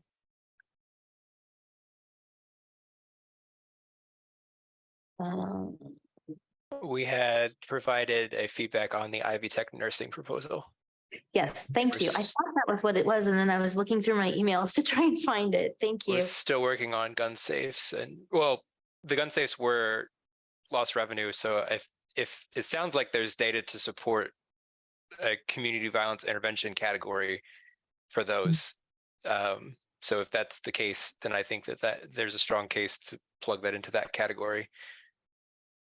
Great. So that information the task force could look at and get. Yeah. We'll have to figure out who's the applying group even for that, wouldn't we? Well, because the discussion was, we would, because it's not mandatory for gun safes or locks for at gun stores. So I think the discussion was for us to provide it to the gun stores themselves. So But I think that there's going to have to be a discussion about which entity applies for that Got it. part of ARPA money. Right. So we'll have to Right. work that out correct, because it's not going to be Penny Githens or Jennifer Crosley, I don't think. correct.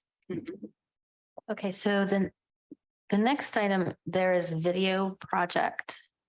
I don't know what that is. I believe it was to create a couple of videos to show the community what we have done or are doing with ARPA money. Oh, Does that ring a bell with anyone else? That's the first I've heard of it. Yeah, I've not heard anything about it.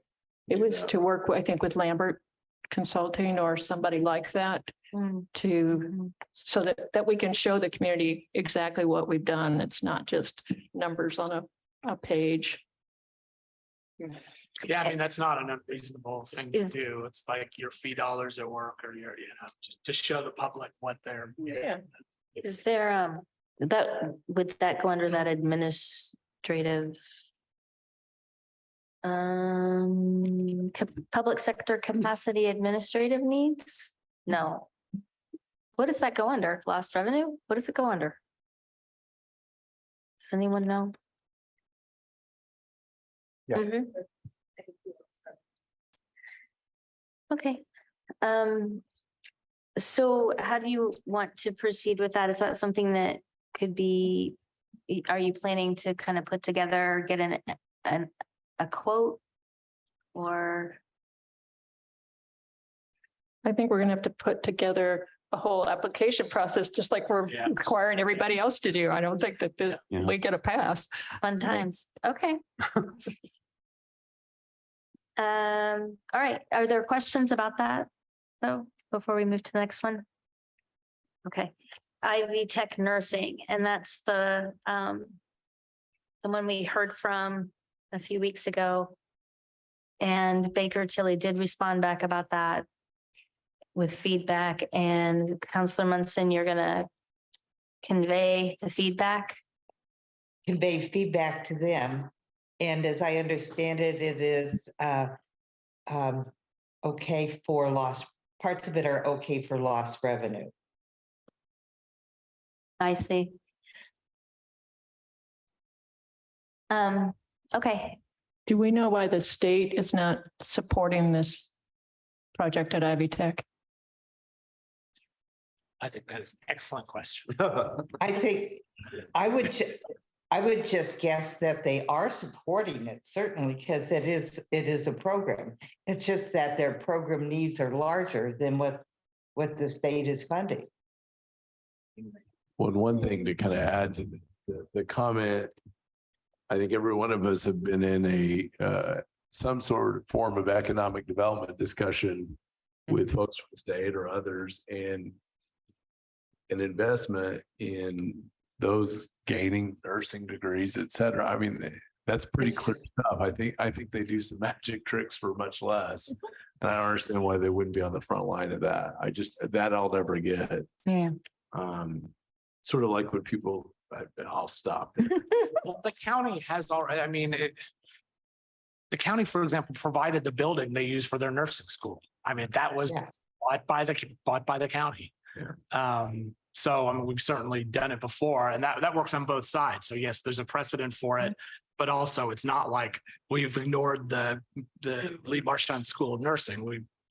The county has put in quite a lot of equity into that. Well, and we certainly in Indiana and Southern Indiana need medical professionals like it's our job. I mean, there's no doubt. For me, that is an obvious state jump in. Yeah, it would be great to see something like, I don't know, collaboration between us or matching, whatever. Anyway, we can dream. We will see what happens based on the feedback from Baker Tilly and if they have changes or other ideas for that project. And I'll wait to hear from Counselor Munson on next steps for that one. Okay. Okay, are there other projects? I mean, the next one is discussion of the procedure for identifying new projects. But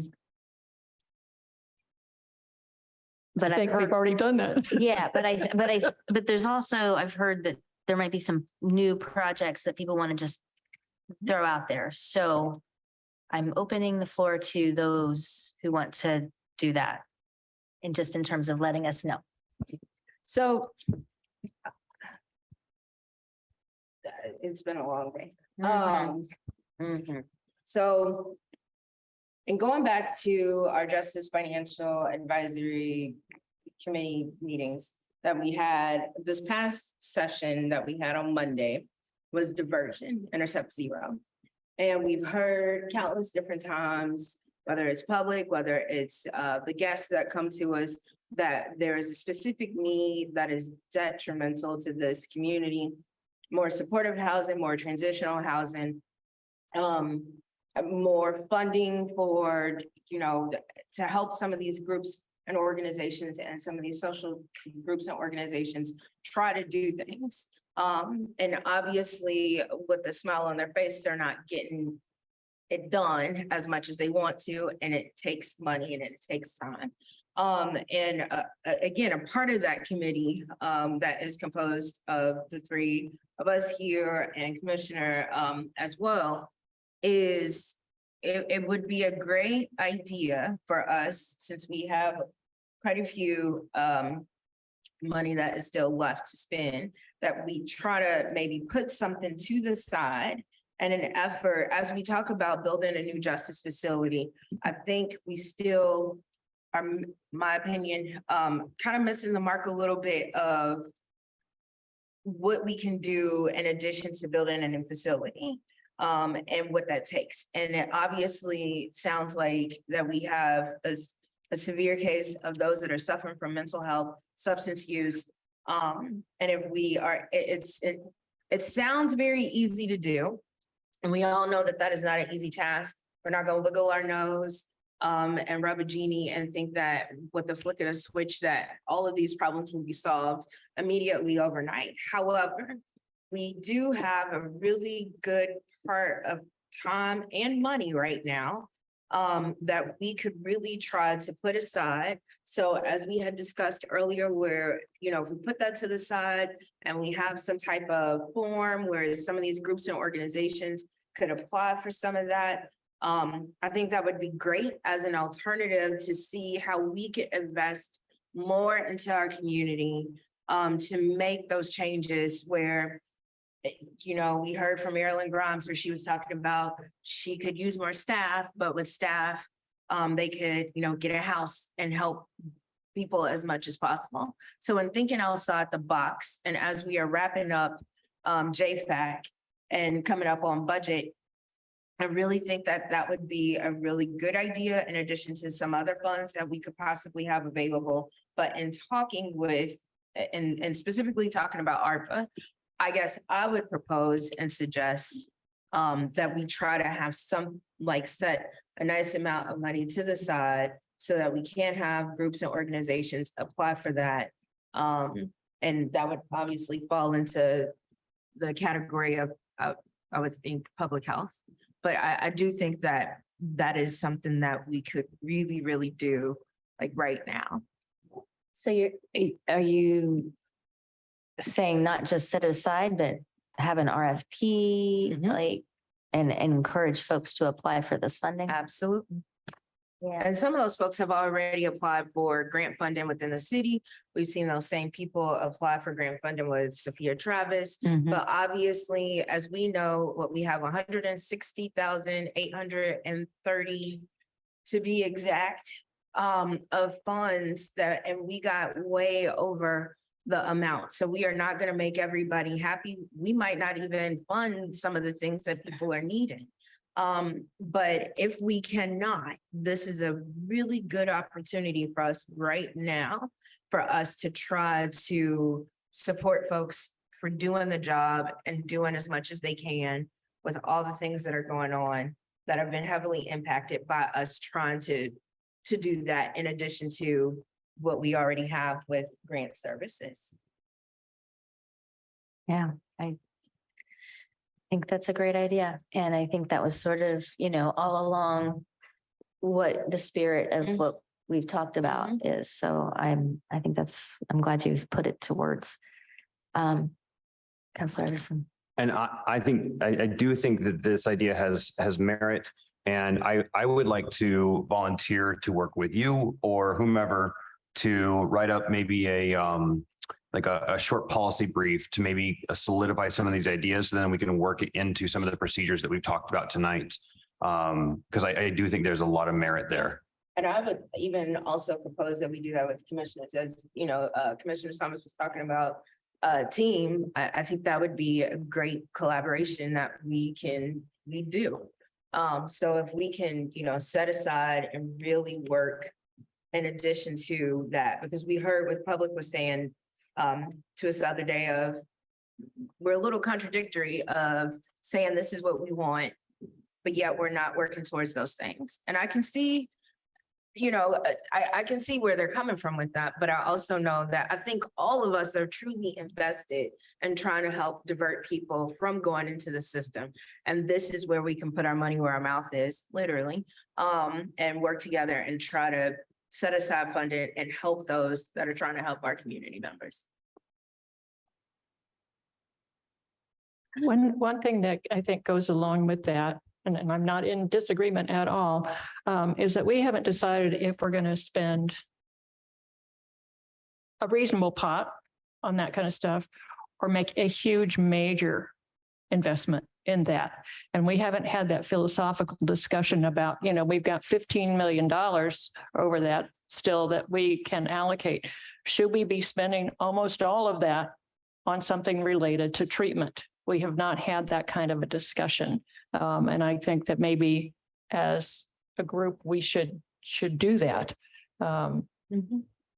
It's a very different discussion than what we've been having, but yeah.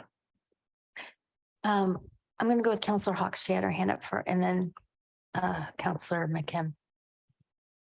Well, I just wanted to mention something when you're through with this portion of the discussion. Another suggestion for a small amount. Okay, hang on to that. Let me get this part concluded. Go ahead. Okay, it's a question or comment, I guess, is directly related both to what Councilor Crossley and Commissioner Giffen said. So, Councilor Crossley, were you thinking in terms of lots of little interventions and programs, or were you thinking a big? I'm dreaming big. So I would say, again, a little bit of both. Yeah, a little bit of both. Because I am definitely And I would agree with that. I do think that we need to kind of have that philosophical discussion as Penny was talking about. You know, do we want to do one or two really big projects that have kind of a big footprint and big costs, but also big impact? We've already heard about one in some detail, which was the land trust, which I noticed didn't even come up in discussion tonight. You know, to build affordable housing. And then the other is to build some kind of treatment facility that would, you know, probably it would cost in the multiple millions of dollars. But, you know, and I think in addition to that, there are things that I think we've learned in JFAC and something that we all know that we can, some of these things that we can do, just much like when we were talking about convention center and some of the things that they were needing right now. These are things that I think bigger picture is we're really trying to solve the crisis of mental health and substance use. Smaller subcategories is, well, then you have New Leaf, New Life, Courage to Change, ICFR, all of these different types of groups that are really needing that now to like try to dissolve into the bigger picture. So in addition to having that big, robust conversation of the bigger projects, some of that could be allocated for us to do right now in addition to that. Yeah, okay. One benefit to all of that is we're talking about a lot of community entities that have to routinely apply for things and figure it all out. And they're not unaccustomed to that. And so you get some pretty creative responses, I would think. That's for sure. After Marty, I'd like to bring another project Okay, forward.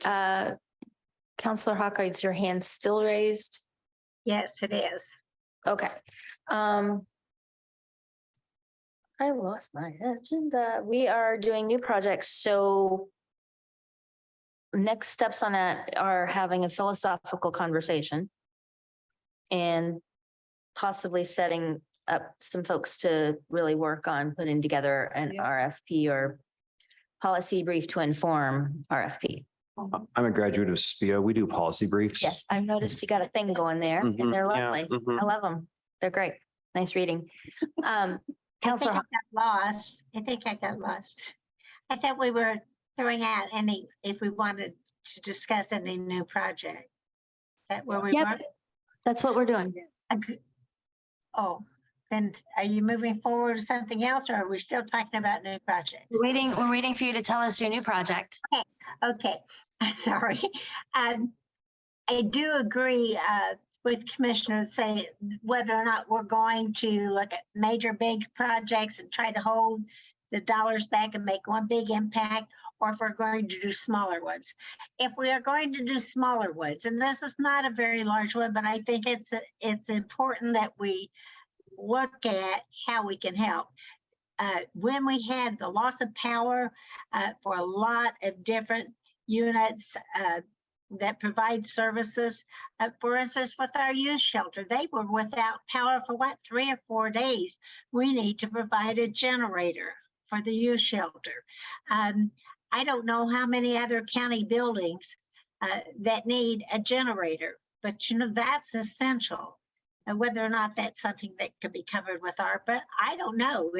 Is a generator for something as such a big impact as the youth shelter, is that, you know, thousands of dollars or is that just hundreds? I have no idea. But then also some of the trustees who have food pantries that they were losing their food because if the power hadn't come back on, they would have lost their food. So how many groups out there that need generators?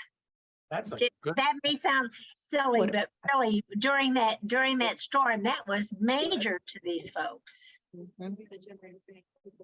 That's a good point. Well, and the likelihood that we're gonna have more of those as frequent as they've been is not going down. I mean, that's my lay observation of that.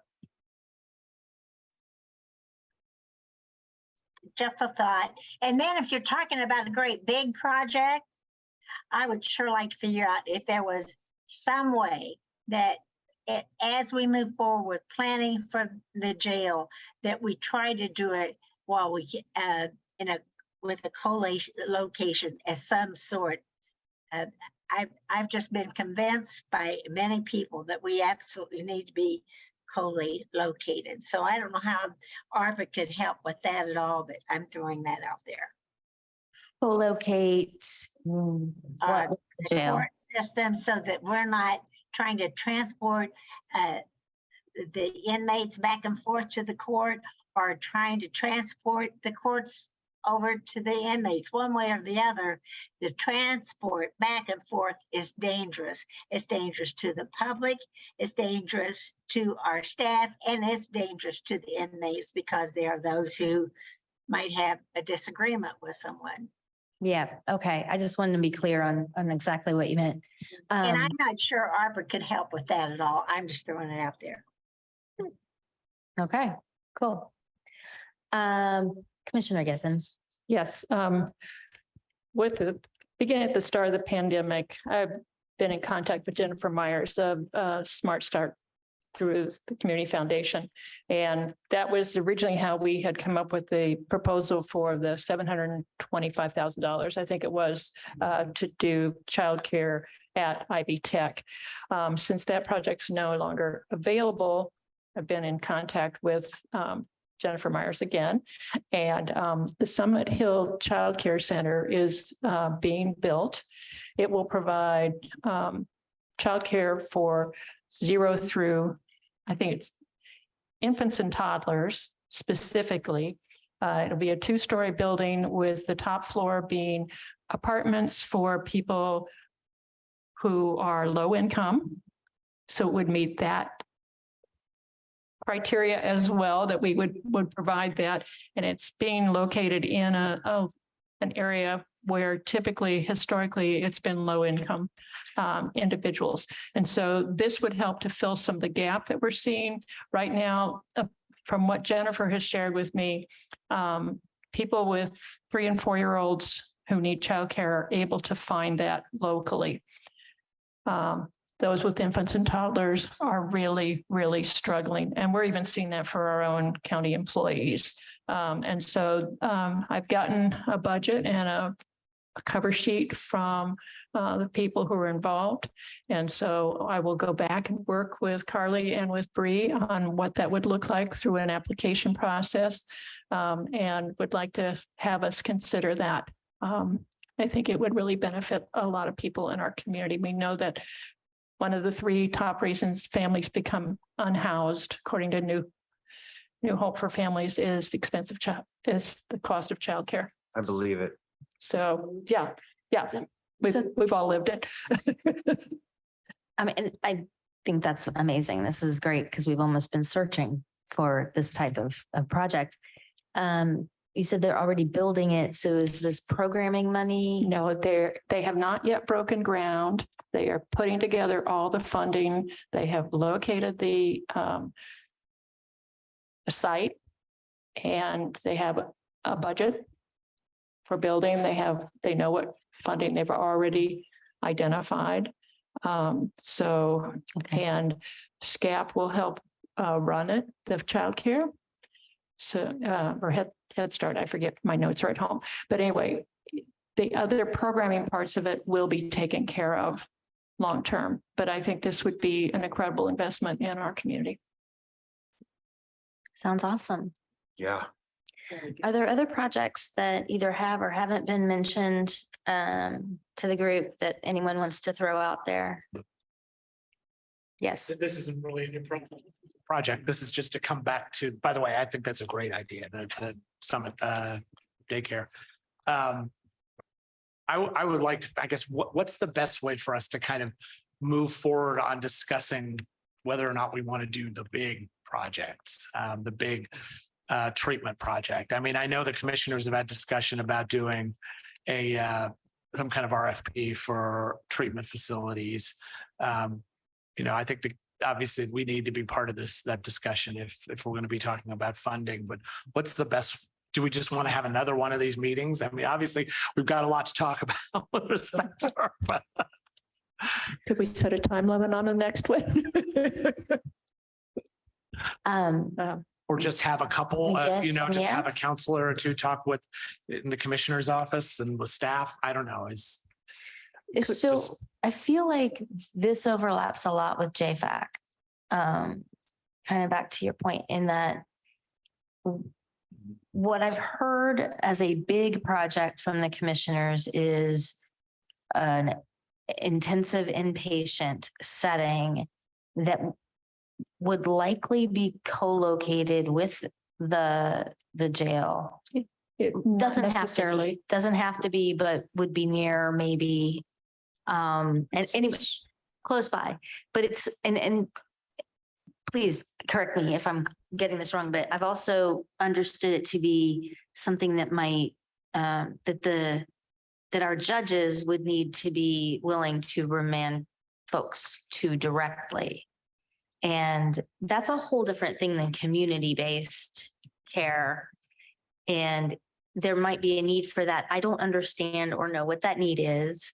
And I think that's part of what we're trying to explore with JFAC, which is why I feel like these overlap quite a bit. And that's also why in JFAC, there's a whole separate session just on treatment. Right. Is to answer questions like these.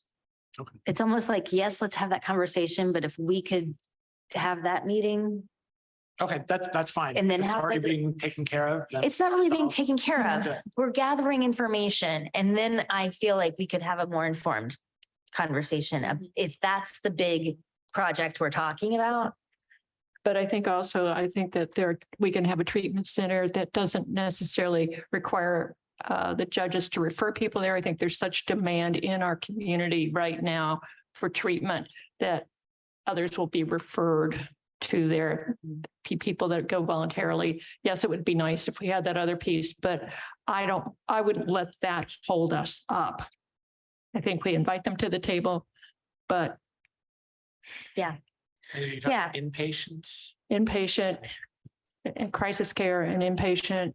Yeah. And then the ideal would be to have transition out where you continue to work with the same individuals, and it could be 6 months, it could be a year. Oftentimes people in recovery need at least 2 years of treatment of some sort.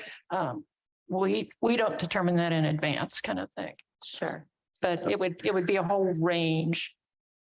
And to Councilmember Deckard's point, we just don't have the expertise to make those decisions either. So that's why we're talking with experts. Yes. Can we schedule another one of these meetings? At least just one more to keep the good thing going and make it a shorter meeting for everyone.